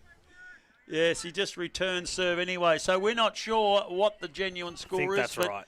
We got it right now. We reckon 11-10 to 10-10. That's what I reckon it is. Yeah. Yep. Back to 6 points. But we were thrown a little bit by the scoreboard wobbling around. Well, I think they put Bannockburn's score on Centrals. Okay. Back in the middle, it is Daly, but Gin wins it down to teammate and Henderson. He's dragged to the ground immediately. Umpire said, I'll have it back. We'll have a second go at this. Daly's been really, really good since quarter time. Been quite impressed with his game. He gets most of his left hand onto that, but Jervis intercepts it, slaps it on the boot, a wobbly old torpy type thing into the forward pocket. Robinson does a very good job. Hand passes to himself, then kicks down to a leading Crennan. Werribee are away again. A chance to get this margin back to level. That's a nice little kick. Finds Carlton, who's been very, very busy again this afternoon. He kicks wide out and finds... Robinson. That's Robinson, who's back line. A stabbing pass from him into the forward line. That is a beauty onto the chest of Houlihan. Houlihan plays on immediately, runs around to open up the goal. Kicks long into the square, offline, 1 point only. I think it's a goal. Oh, it's a goal. Yeah. It is a goal. That level things up. It's 11-10 to both sides. 29 minutes into the P&R Foods third quarter. I completely misread that, Grubby. Look, I was just about to say Houlihan sort of strolled off and leisurely kicked it when he possibly could have gone back and had a shot. And then when it all started yelling, I thought, well, maybe he did the right thing because, yeah, it beat me too, actually. What did you think, John? You're pretty good. You would have thought it was a goal, wouldn't you? Yes. Look, yes. Yeah, I'll claim that, Grubby. Yeah. Oh, this is really hotted up again. They've closed the gap up. The Werribee a goal in front again, so I'm more confused than I was before. Anyway, we'll leave it at that. Back in the middle, up goes Daly. Gin had most of that, gets it down to space, but most players are all having a bit of a crack at it. No one can really get a handle on it. Coming out now is Carlton. He's tackled, dragged to the ground. Umpire says, I'll have another go at that. All that happened, the ball never went out of the centre circle. I think what Daly's got to do if he can is smash this one if he can. Tried to. Gin goes up, gets most of it kicked off the ground by Jervis. A quick tackle there on that young helmeted Phillips. He's not going anywhere. And we'll have another ball up. Still inside the centre square.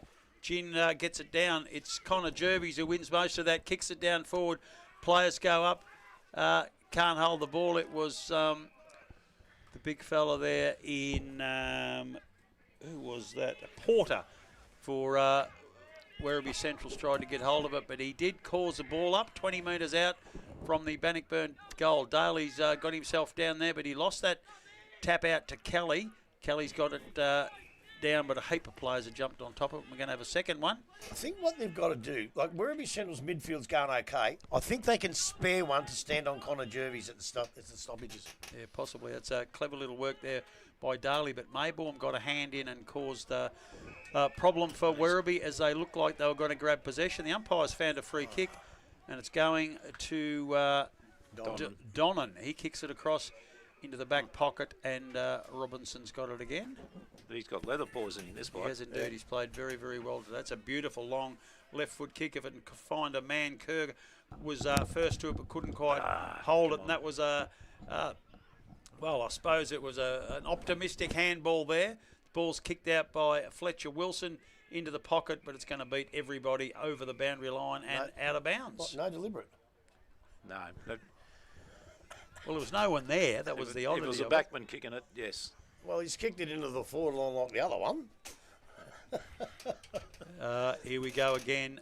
It is Daly and Gin. Daly gets that forward, and Crennan runs onto it. His left foot kick down the line. Unfortunately, grabbed by the wind, and it has been taken over the line. We're 32 minutes this quarter, a lot longer than any of the others. Not quite sure why that is. Been kicked into the forward line, but it's gone out on the full, across the face of goal. Stand there on his own, Rob. Got to be careful with that stuff. The computer has a Werribee 1 goal in front, 82 plays 76. Yeah, because whoever's doing the scoreboard Roberts is probably Must transmitting be, the scores. Yeah, so we'll get that checked. The goal umpires will do that at three-quarter There's a time. siren. And that's when they'll do it, because that's what it is. It's three-quarter time here at Victoria Park.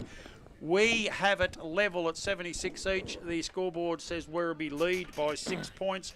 Goal kickers before we go back to the studio, Tyler. Yes, so for Werribee we've got 2 for Patiage, 2 for Vesti, 2 for Saliba, 2 for Culliver, 1 for Houlihan, 1 for Donnan, 1 for Chesterman. For Bannockburn we have 2 for Fletcher Wilson, 1 for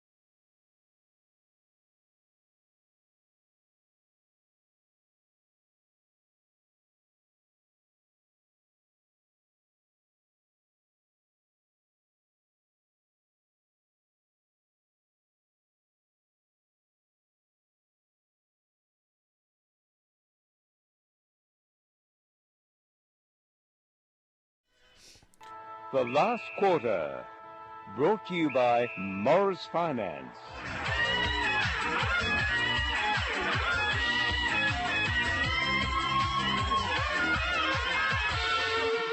Victoria Park, the scoreboard has been fixed. We have Werribee leading by 1 point. The way it looks, the goal umpires have had a chat to the score, so it's a 1 point lead to Werribee at three-quarter time. I don't think that's right either. So that's where we're at. Joel and Grubby, you both got a foot in the Werribee camp, but this is set up for a cracking last quarter no matter who you barrack for. Well, we've got the close one. We've got the game of the round. They're all having to go at me this morning saying, why is Bannockburn and Werribee Central's match of the round? Well, for the first 3 quarters, that's why. It's been a terrific game. End to end, a couple of beautiful goals from both sides.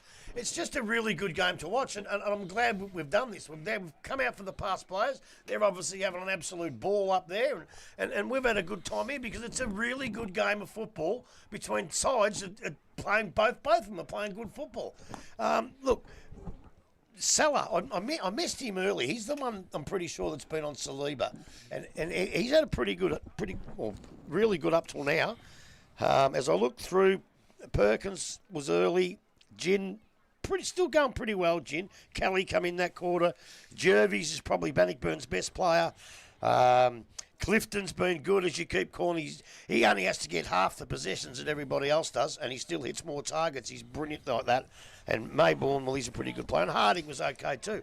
Paddyars was all right. Vesti dropped away a little bit that quarter, but a great first half.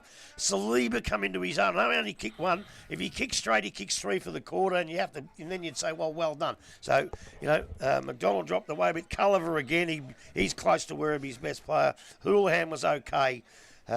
Crennan had another good quarter. I don't know whether he's been injured, but he missed the first 10 minutes, 12 minutes of the game sitting on the bench, which I thought they missed him in that time.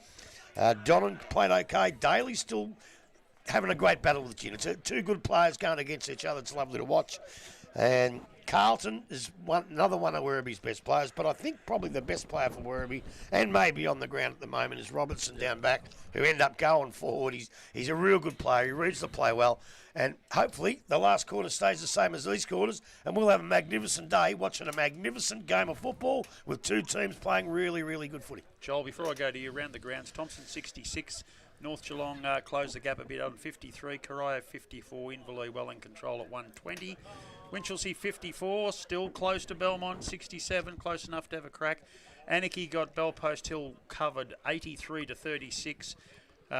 The computer still says 6 points here, but the scoreboard says 1. We're still a bit confused. And East Geelong 58, probably having a bit of trouble against Geelong West, who is having a bit of a crack at 37. What we've got to do now from here on in is do this right. Don't worry about that. Well, the thing is, even if it's not right, the score officially now is that. Yeah. Because they've changed it, the umpires have changed it. Whether or not they're right or wrong, that's what we go by now. Well, the goal umpires rule the roost over anyone else. Yeah, they do. They do. If they've told the scoreboard, that's what it is. I think they're a point out. I think scores are level. But now we have to go by that after what the umpires have done. Right, we're back in the middle, all in readiness for a great last quarter. As we started, it's Daly on one side and Gin on the other. So Daly gets it down. He gets it to Carlton. Hand passes very quickly, heading forward. Coming out very strongly there is Chesterman. He dribbles the ball forward. Houlihan setting himself up, and he does a very good job to clear the path for Carlton. Some very good defence there by Bannockburn, but he's dragged to the ground. The umpire said that's okay. It was. Defence there trying to get on. Chesterman looks like he's been revved up. He's throwing his weight around in there, trying to get some opportunities. It's Paddyage has been penalised, I think, for a sling tackle. And Connor Jervis will take the free kick for Bannockburn in the back pocket. He goes back deep in front of goals and finds Clifton. Clifton will be looking for a target, and he finds another one in, I'm not quite sure who that might be Marnie, I think. So Hicks further down, and that's Perkins, who takes a mark at true centre half back. He finds another body going forward. This is Marnie, I think. He kicks across goal, and back to Jervis, almost in the same spot he started. He's fallen over. He's tackled immediately by Paddyage, and he's won the free kick back. He might have been a bit unlucky too. I think the arm was around the shoulder. It's ball did 360 degrees. Saliba tries to go for a free kick. The umpire wasn't having a bar of it, and it'll be a throw in. It's about 5 metres round from the point post. Werribee Central's in attack. You can't interfere with a bloke like that when the ball's in midair. You're not allowed to do it. So waiting for a throw in. Cunningham is in the ruck, trying to do something positive for his side. He hasn't done too much this afternoon. Ball's come out into the path of Culliver, who's had a great day. That's a lovely little pass, but just out of the reach of Crennan. McDonald tries to kick across the body. It's smothered. Another scrubby kick goes forward. Bannockburn are going to win possession. Osborne, that wasn't really a handball, I didn't think. Daly gets it across his body to McDonald. He's dragged off the ball without it. Crennan comes through, gets it across to Carlton. Carlton to Donnan. Donnan stab pass, and it's a good one. He finds Chesterman 48 metres out, almost directly in front. He's put the whistle away there, the umpire. Yeah, I'll tell you what, though. It mightn't have looked good on the live stream because McDonald flung his head back, but he was actually tackled round the chest, and the umpire got it right. It wasn't a high tackle. So Chesterman now runs around. It's a horrible-looking kick. Lands at the top of the square, though. That is a very good mark by Patiage. 15 or 18 metres out, directly in front. Strong use of the body. Geez, that boy's framed up a lot since I saw him last. He was a skinny kid. He was. But he's grown into quite a strong man, and he's played a pretty good game this afternoon. Yeah, he has. I've got him down for a couple of quarters here, 2 out of the 3. So He's got the flash boots on. Let's hope he can. He has put it indeed. Do you ever wear a pair like that? No. So Kaya Gomes, Patiage directly in front, gets underneath it like a 9-9, and it's straight through the middle. And if scoreboard right, Werribee now lead by 7 points. And Tyler, which particular quarter are we into now? We are currently 3 minutes into the Morris Finance. It's the Morris Finance, major sponsor of the Geelong District Football Netball League. How you Werribee boys feeling? You twitching a bit yet? Now still a long way to go. Well, I'm not twitching at all because a lot of times you go and see, scraggly footy. I'm not twitching at all because I'm here to see a really good game no matter who wins. And it is a bloody good game. I have enjoyed it myself, I must admit. Real good game of footy. Okay, we're back in the middle. We've got Daly again. I reckon has been a very, very good player for Werribee. From quarter time onwards in particular, I thought Gin has his measure early. He's got it again. He's got it to Carlton. Carlton, the very quick hand pass to Culliver. A big torpedo punt down to Kerr. Kerr can't hold the mark, but he's battling on. He gets the ball out to Patiage. He's kicked another one. The body, and he's kicked another one for the Werribee Centrals team. That takes their lead out to now 13 points. That was great team play coming out of the centre. Daly to Carlton to Culliver, and a beautiful long kick under pressure. And well done to Kerr then, Grubby. He did a really good job to fight and keep that ball alive. Well, he did, Rolsey, but as they say in the classics, Daly was too big. Gin started to slow down. The big blokes, they never get any smaller, do they? Exactly right. They never get any smaller. And, so Gin's got to have a superhuman effort here for the next 20 minutes to try and keep jumping to nullify the ruck contest. They need to clamp down on Culliver if they're going to come back here, I think. So Daly again goes up. He Gin does. that time wins it, punches it forward, but it's Tyler Crennan who gets it out into the path of Taylor. Taylor wobbles the ball forward. Linehan Cunningham in the path of Chesterman. That's a throw, but he got down to the path of Houlihan. He kicks it long forward. Kerr is there, off his hands. Saliba keeps it alive. The umpire has called it goal out. umpire. Yep. Eventually, the goal umpire ruled the roost there. Informed the boundary umpire it was over the line. We'll have a throw in just a couple of metres around from the point post. Gin's moved forward. Daly's stayed back. A kick behind the play. Linehan Cunningham gets it into the path of Chesterman, but Bannockburn's defence equal. They've caused a stoppage. 20 minutes out directly in front now. Ball goes up again. Gin gets most of that. Comes to Houlihan. He tries to kick it across his body. Smothered. Ball in dispute again. Chesterman off the ground. Kicks across the body. Touched. One behind only. It extends the lead now to 14 points. 89 plays 75. We're 6 minutes into the Morris Finance final quarter here at Victoria Park, Bannockburn. Clifton, the ever reliable, plays on, kicks down the line. He'll be looking for Mayborn. He jumps up. It's Culliver. He's swung around beautifully, evaded a tackle, but kicks beautifully in the path of Carlton. Carlton to Kerr. He hand passes in front of himself. He's dragged off the ball. That is probably going to be okay because there was someone near it. But I think Connor Jervis was looking for the boundary line. You shouldn't have to hold your breath when that happens, but you do. You do. You do in these days You of do footy. indeed. Okay, so another throw in. Daly's pushed forward for this one, and he gets it over the back to Crennan. That is magnificent football.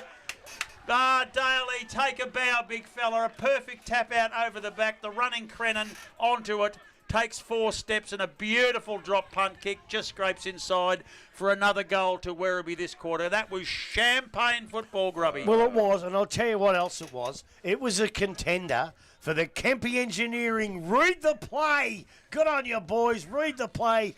Play of the day. That was just classic football. You know, as I say, the smaller Bannockburn ruckmen don't get any bigger. And this bloke's very, very... They've done a great job on him too, don't worry. But he's so big that he's just got a tap out there, and Crennan read it beautifully and normally misses them, but he kicked that one. In the middle, Gin very much up this time, gets it to Jervies. He kicks it across the ground. Kick it in danger. Umpire said in danger because big Paddy Daly had his hand on the ball when he kicked it. Did he? Well, let's look And for the big handball fella... here. Tyler Crennan's looking for a handball here. Well, there'll be a few looking for him because he'd rather handball than kick it, the big fella. There we go. No, not there. You don't give it there. Just There kick we go. it. Oh, no. Oh, no. I mean. You just kick the bloody thing. Wow. They've completely butchered that. Osmond picks up the crumb. He kicks forward, and it's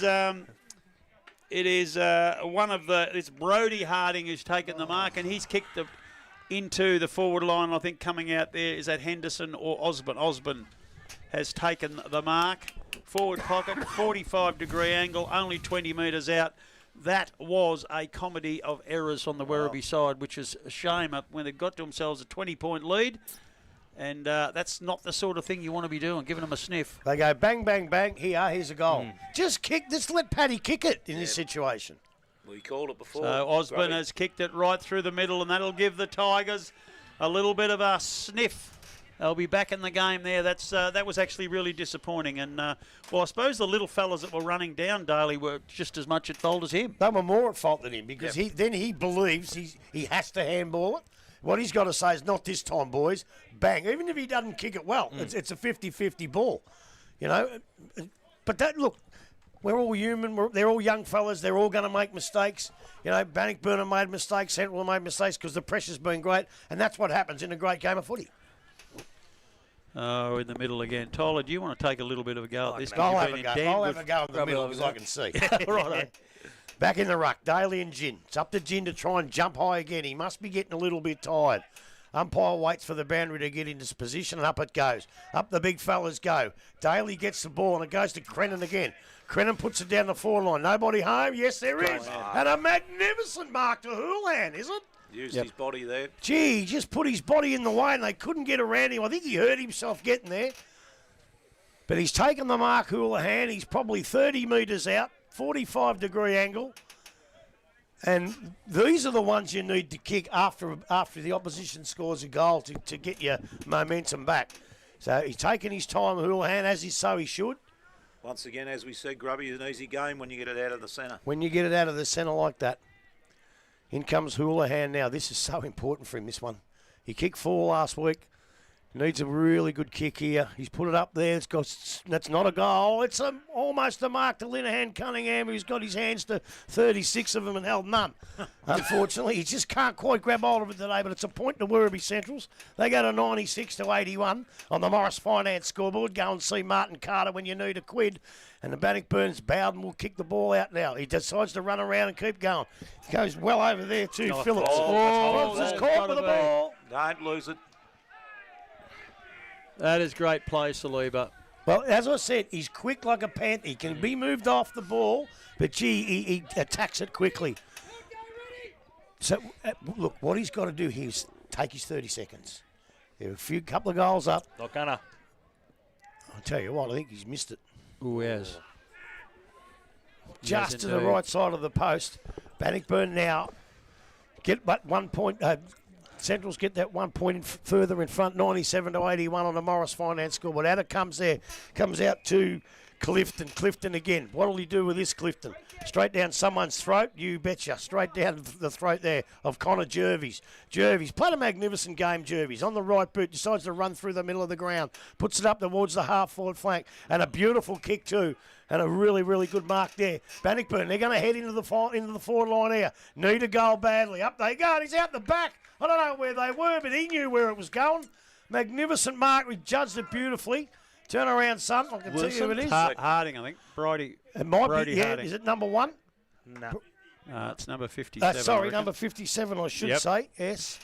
Brody Harding now. He also 30 metres out, if that. Not even on a great angle. And has kicked a couple and has really shown that this kid can play football, actually. Should never have him off the ground. And he comes, and the umpire says it's a point. Bad miss. Didn't contact that one well. No, he didn't.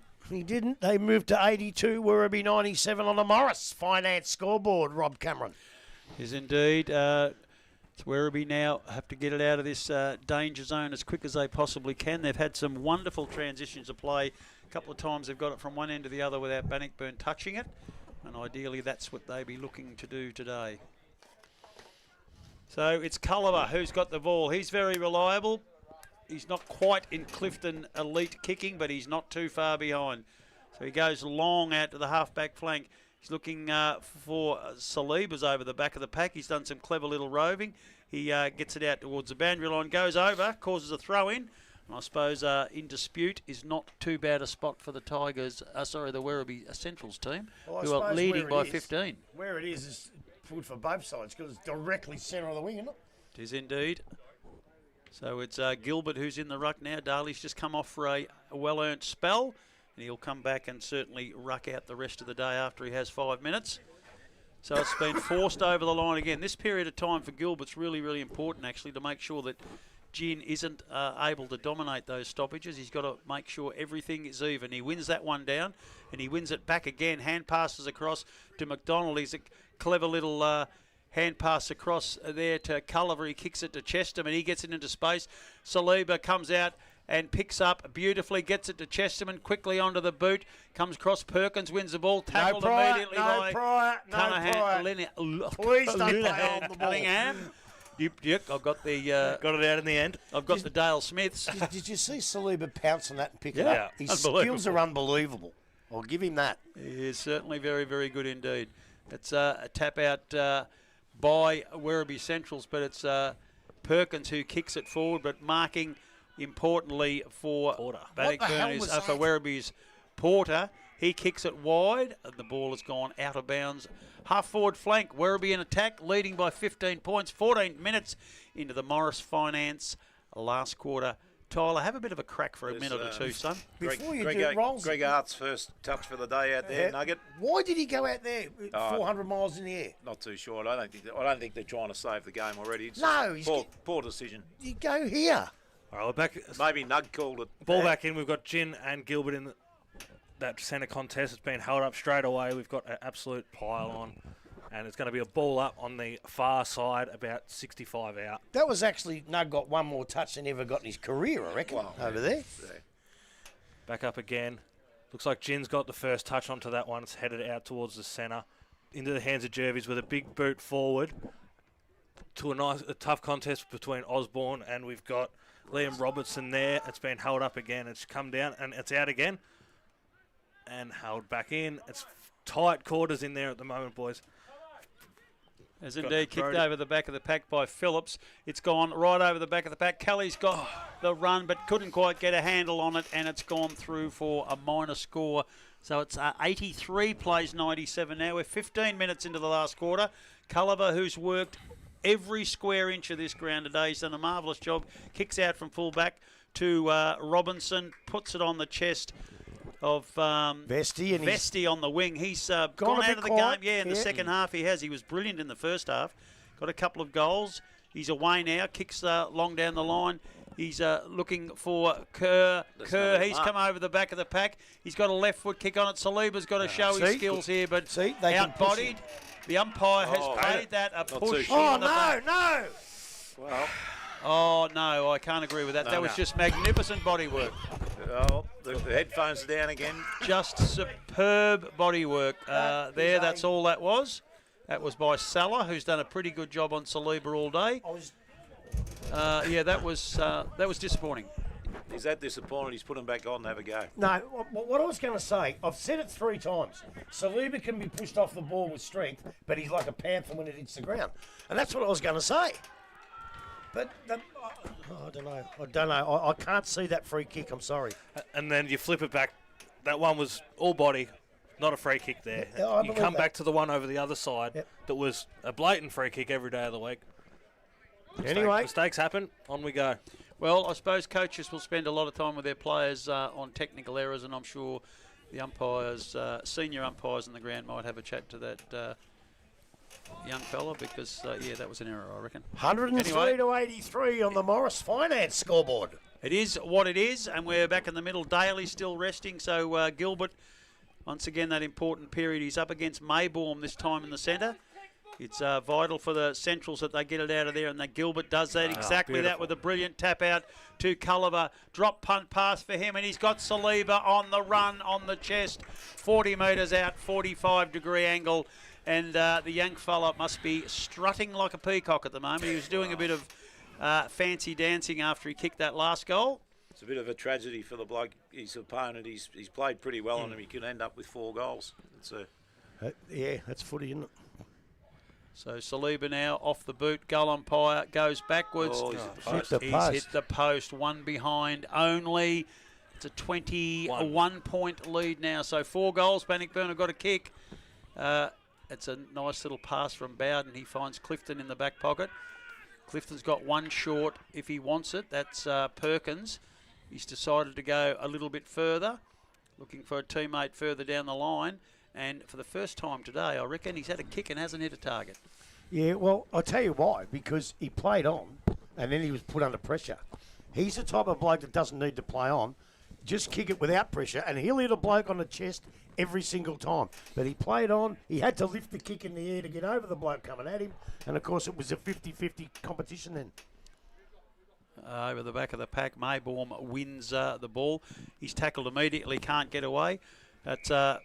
It's brought to a hold again, and the umpire will call for another ball up. We might have to see Bannockburn playing a little bit more in the corridors and the flanks at the moment. They've got to get 4 in a hurry.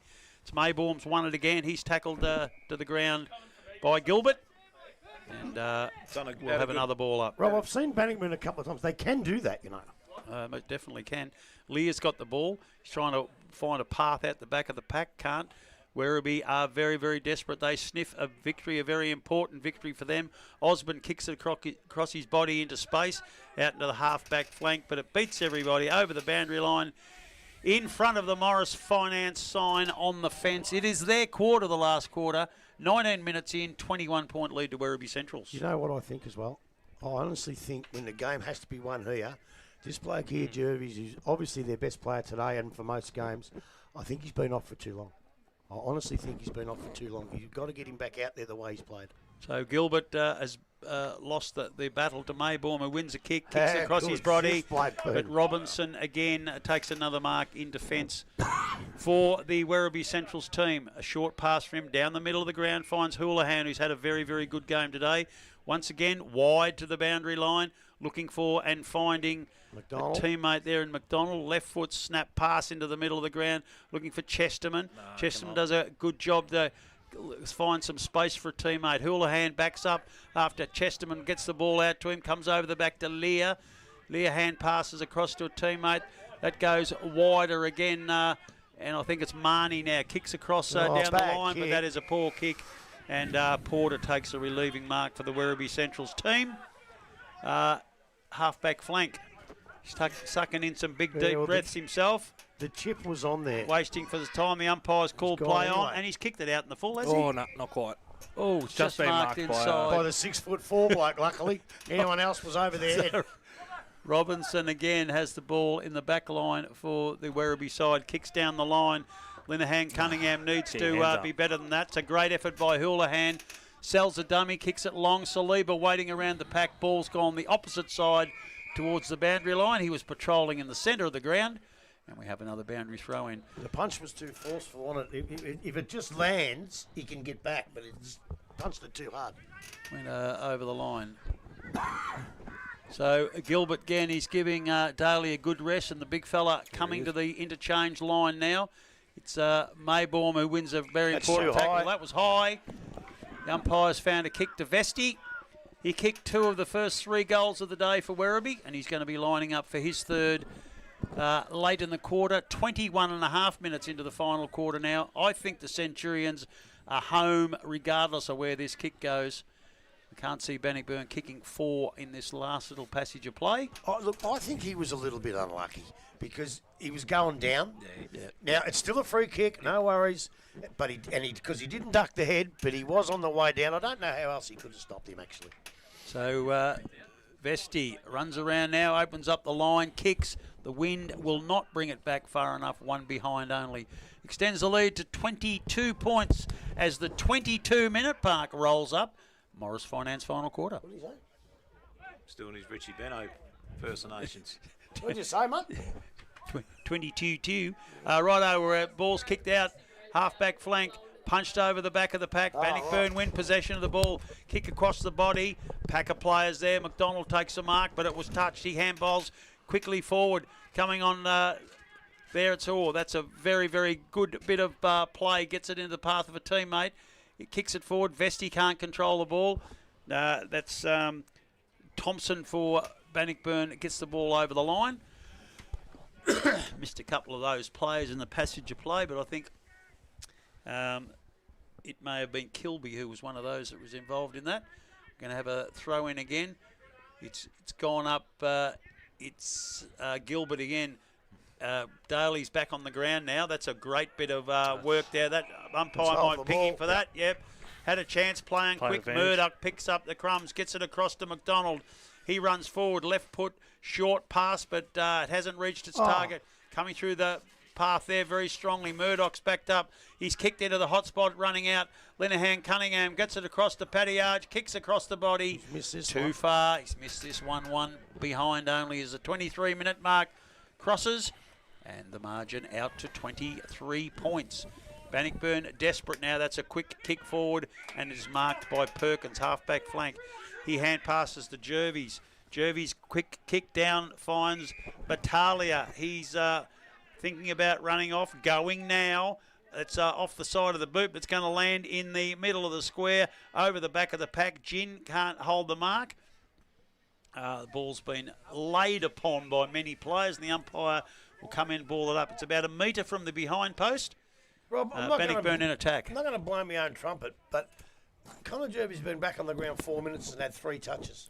Was I right? I was going to say exactly the same thing. He's done his spell and then he's come to the interchange and sat there for 4 minutes before he could get on. Yeah, I think he was off there for too long.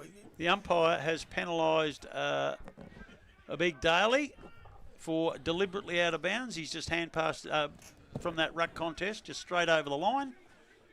And if it's on the full, I know that it's an automatic free kick. I wasn't quite sure if it was on the full or not. But that is a kick and a goal from Kelly. It'll be his 4th for the afternoon, I reckon. He makes the ball move. It'll be 4, yeah. 4 goals to Kelly. Bannockburn's 13th for the afternoon. 13-11 plays 15-16. The margin back to 17 points. They still need to kick 3. And we're into the 25-minute mark of the Morris Finance last quarter. Have you seen that page this year? No. Neither have I. I haven't Did he seen handball it. or did he tap it out of the ruck? Well, he tapped it out of the ruck Right. to no one, and it went straight over the boundary Yeah, line. it's a Now, ruck tap out. Yeah, if it's on the full, it's a definite free Yeah, but kick. they haven't played it all year. Yeah, it seemed. I don't see ruckman. I don't know whether because they're not that smart that they get extra Wow, penalty. that's their job to tap it, you know. Anyway, Daly, again, this one loops it over the back, looking for Crennan. It's very clever the way the two work together on that score. Murdoch does a very good job to hold his teammate, his opponent out of that position. He tackled very hard, and they're going to have another ball up. He was very lucky there. I think it was Brady Carlton. He actually blind turned into the pack. Normally, that could be your prior opportunity. Yeah. Daly again. Maybaum actually wins this one. Gets it down towards a teammate. He can't pick it up. Players on top of the ball again. Another ball up as we head towards the 26th minute mark of this Morris Finance final quarter, and that's getting harder and harder for the Tigers. Big reunion day. A lot of their faithful inside the rooms enjoying the afternoon. They may not be enjoying this so much. Ball comes out towards the wing. Beardsall and McDonald. McDonald very cleverly gets it in the path of Crennan. He's away now with a bounce. Runs through centre wing, a second bounce. Goes for a third bounce. He's in clear space still. Hand passes out wide into the path of Houlihan. He's got time to really steady. Kicks it long into the hot spot. He's looking for Gilbert. And the big fella. No, the umpire says play it on. He had 3 goes at it. Couldn't quite hang on to it. Don't think he controlled it. There was one paid earlier that we agreed wasn't controlled, and that one I think he didn't get enough of. No, he didn't quite control each grab. But it's Gilbert again now. He's got front position, gets it down, kick across the body from Vesti, but it hasn't been good enough. It's Clifton on the left foot, kicks out wide looking for space. A good job there from Murdoch to get the ball back into anyone's territory, and he's fought hard to keep it that way, and it's finally gone out of bounds. Far side of the ground. Good job by Murdoch. Played a really good game, Murdoch. Yeah. I think. McDonald's had a good I last don't know. I'm a quarter too. commentator, not a timekeeper. Idiots. All right. The ball. Michael Colliver's just come over and asked us how much time's left. They don't know who thinks we are. Connor Jervis has had another possession. It's not down the ground, no! It is down the ground. No, you can't pay that! He has paid it down the ground. He was scruffed by Chesterman Yeah, but after it's he a free kicked it. No, he wasn't, though. He had the ball. Well, it It should have been a free kick to Connor. free kick to Jervis. On the umpire is going to pay that. And we've got Lear, who's won possession of the ball for Bannockburn just inside the 50-metre arc. He'll kick from probably bang on the 50. He's tackled him as he kicked it, and it was high. So that means the free kick's got to go to Connor Jervis. 28 minutes goes as the ball leaves his boot, but it's across to the left, one behind only. And it's back Michael Culliver, who was standing in front of us what seemed a few seconds ago, is now in the square, taking the kick, and he finds a teammate in McDonald on the half-back flank. He's happy to take as much time as needed. The way they've got in front is by moving the ball down the ground. Keep doing that. So he's done that again. He's kicked into a very good spot looking for Daly. He didn't try to mark. He tried to get it over the back to one of his runners, but Bannockburn pushed the ball forward, and we've got another ball up. Had a lot of these today in boundary throw-ins, and Daly's done some really, really good work at these, and he's got another one over the back again, this time to Houlihan. He kicks along with an old wobbly torp down forward, and it's marked by Patiage, who's had a very good day. He sees space. Kerr is the one that he's kicking it to. I know he's found another one. Taylor's got it. If he had gone quick, Kerr was open. I think he decided to go back and seal the game himself. Yeah, I think he was covered. He had to kick it quick. I think that's the best part. Take your 30 seconds and have a shot from where you are. I think he did the right thing. No need for the risk. 29 minutes gone. 13-12 plays 15-16. Werribee Central 16 points in front. And Taylor has a chance to take that to 22. Kicking from 40 metres out. He's got right up and under. And one behind only. But it slows things up. It's Bowden who's got the ball in the back pocket. He's aware that he needs to move the ball quickly, and he's done that. He's looking for Perkins over the back of the pack. Running it on there is Lear. He's kicked the ball down the line. It's a very good effort by Dunnan. Battaglia picks up the Crumb, pushes it forward. Robinson slaps it on his boot. The siren has sounded. Siren's gone. And that is a very, very good win to the Werribee Central's team. And as we said pre-match, Grubby and Joel, that may be a turning point in their season. How did you boys see it? Look, I thought it was the best game I've seen all year, to be quite honest, end to end.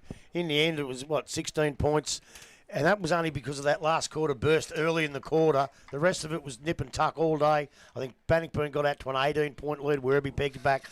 Look, it was end-to-end. There was good marks. There was a couple of beautiful goals, a couple of magnificent read-the-play, Kempe engineering plays of the day. That was going on all day. You know, Bannockburn, you can't be disgraced. You've got quite a few players out and still performed very, very well today. I tell you what, that was as good a game, as I said, as I've watched all year. I said before the game, Werribee Centrals have dominated at times, haven't made an impact on the scoreboard and can't do it for long enough.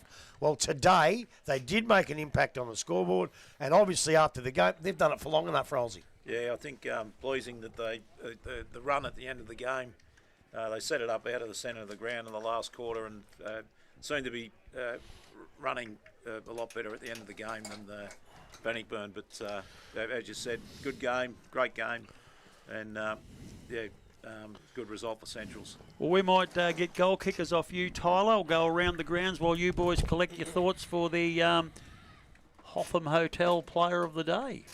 So for Werribee, we had Padillage with 4, Saliva with 3, Culliver with 2, and singles for Houlihan, Crennan, Donnan, and Chesterman. For Bannockburn, we had 4 for Kelly, 3 for Osborne, 2 for Fletcher Wilson, and singles for Elliott, Battalia, Reece Ginn, and Brody Harding. You're listening to 94.7 The Pulse, your home of local football.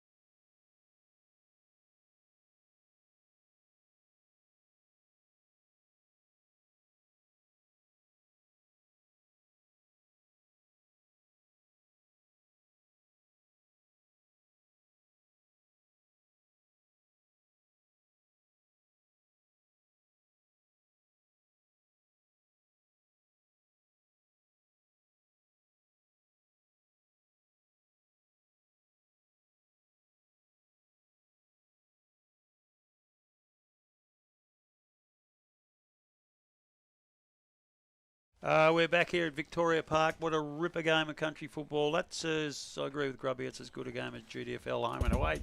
Game that I've seen for quite a long time. Some of the passages of play from both sides, from one end of the ground to the other. Slick, pretty to watch, clever, had everything. Round the grounds before we go to the boys to dissect. East Geelong 86 over Geelong West 37. The game here, Werribee 107, Bannockburn 90. Belmont Lions held on to win by 20 points, 76 to 56 over Winchelsea. Inverleigh, a neat 100-point win over Corio, 164 to 64. And at this stage, game still alive. Thompson 14 points in front of North Geelong, 12-9, 81, 9-13, 67. Is that not over? Yeah, well, it's still alive here, and Anarchy are comfortable winners over Bellpost Hill. So this competition alive, well, healthy. very interesting. We've seen a great game today, Grubby. You've sort of given us a bit of a dissection of it. One of the things I've noticed today when it's time for best players, you can sort of narrow it down to a few in a hurry. This one is really difficult. There were plenty all over the place, and giving votes is going to be damn hard. Well, the funny thing is, every week's very, very hard because of there's not a lot of great standout players. For me, today's pretty easy, in my opinion. I thought it was pretty easy. There's only 3 or 4 or 5, maybe 6 blokes to get in the votes. But it's been such a great game. I can't believe it. I forgot to have me soup. I got the new Yeti thermos. I forgot to have me soup. 2 weeks in a row, Grub. Well, I forgot the whole thing last week, and I forgot to drink it this week. But I tell you what, look, I know when you go to a past players, you want to see your team win. But all those blokes that come and had a few beers and reminisced, and a lot of it again, I suppose, was around Mick, having passed away, and I think we've done him justice today. But they would have to be happy with the football that they saw, wouldn't they? I would have thought so. Yeah, it was very good.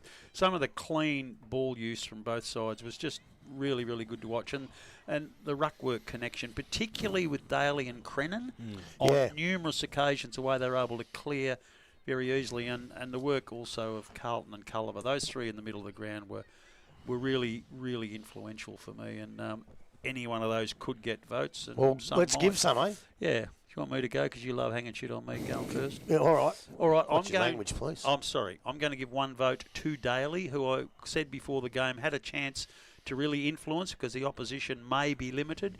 He's at quarter time. He thought, Gin's going to take it up to him. From that point on, I thought he really dominated clearances. 2 votes to Connor Jervis, who was really, really good.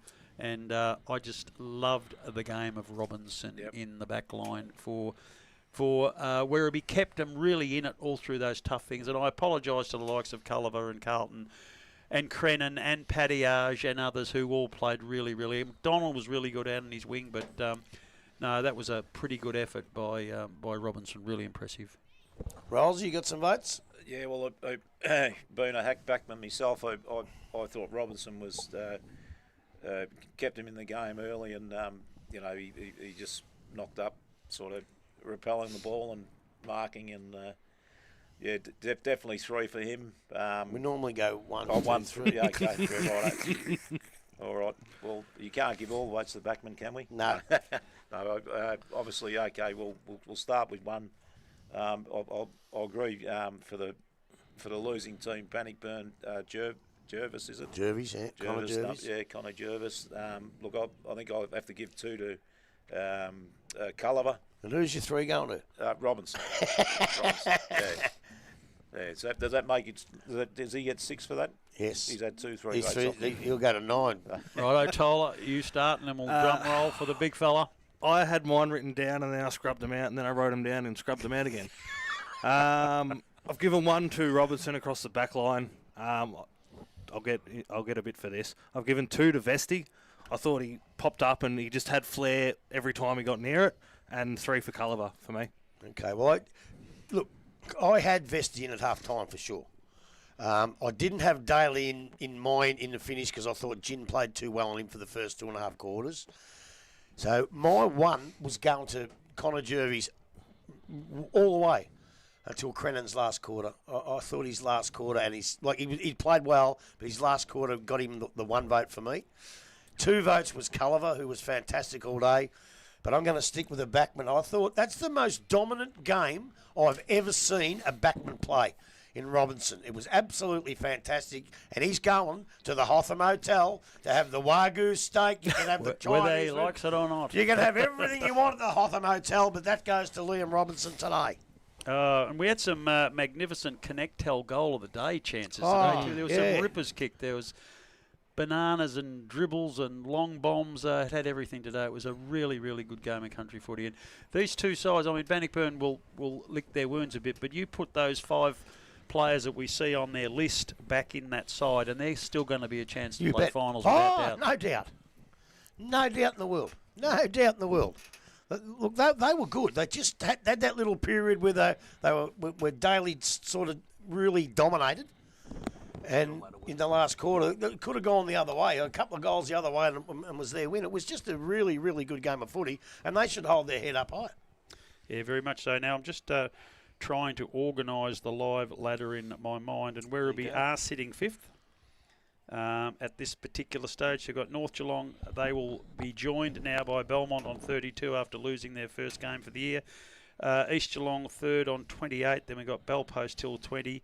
And Werribee, Bannockburn, Inverleigh, Bannockburn and Thompson all level on 16 points. However... No, I can't see that. I think Anarchy's got to be in there. I think Anarchy... Well, that game hasn't finished yet. That's right. So Anarchy will win that game. They'll go to 20. So they'll actually go into 5th place. That's what I Werribee will drop thought. to 6th, And I haven't even got it in front of me. So, yeah, that game has not been processed yet. So there you go. I'll just get back and make sure that Thompson didn't have a bit of a wobble at the end because North Geelong were coming at them. Oh, my goodness. Game's still alive and still it's only going. 1 point in it now. Wow. Goodness gracious. Wow. Hey, football's a funny game. It is a funny game, yeah, especially when some moron this morning said that North Geelong will win by 15 goals. But I'll tell you what, before you go any further, I just received a message from the great man himself, Mr. Neville Whitley, and said thank you very much for a magnificent job to the boys who filled in for Dale and Alex and Archie today. You did a magnificent job, and I agree with him wholeheartedly. Well, I must say it was very enjoyable to be here again. I haven't been able to do it, but I certainly miss this. And good to see you. Nice to meet you too, Joel. Yeah, and you are obviously trying to withhold a fair bit of joy during the expert. Do you reckon I wasn't? You've had more years practice at it though, Grubby. I'm sure the boys will be calling in the race course on the way home. Well, I think they might. We've got to do the King of the Highway trophy as well. Yes. So, when do you go about picking next week's round? Do you do normally that now? we do it now, but I'm going to leave it to Alex. Because otherwise we'll be seeing Werribee Centrals again. Okay. Because North Geelong have got their past players. And I think, if you're listening, that's where we'll go.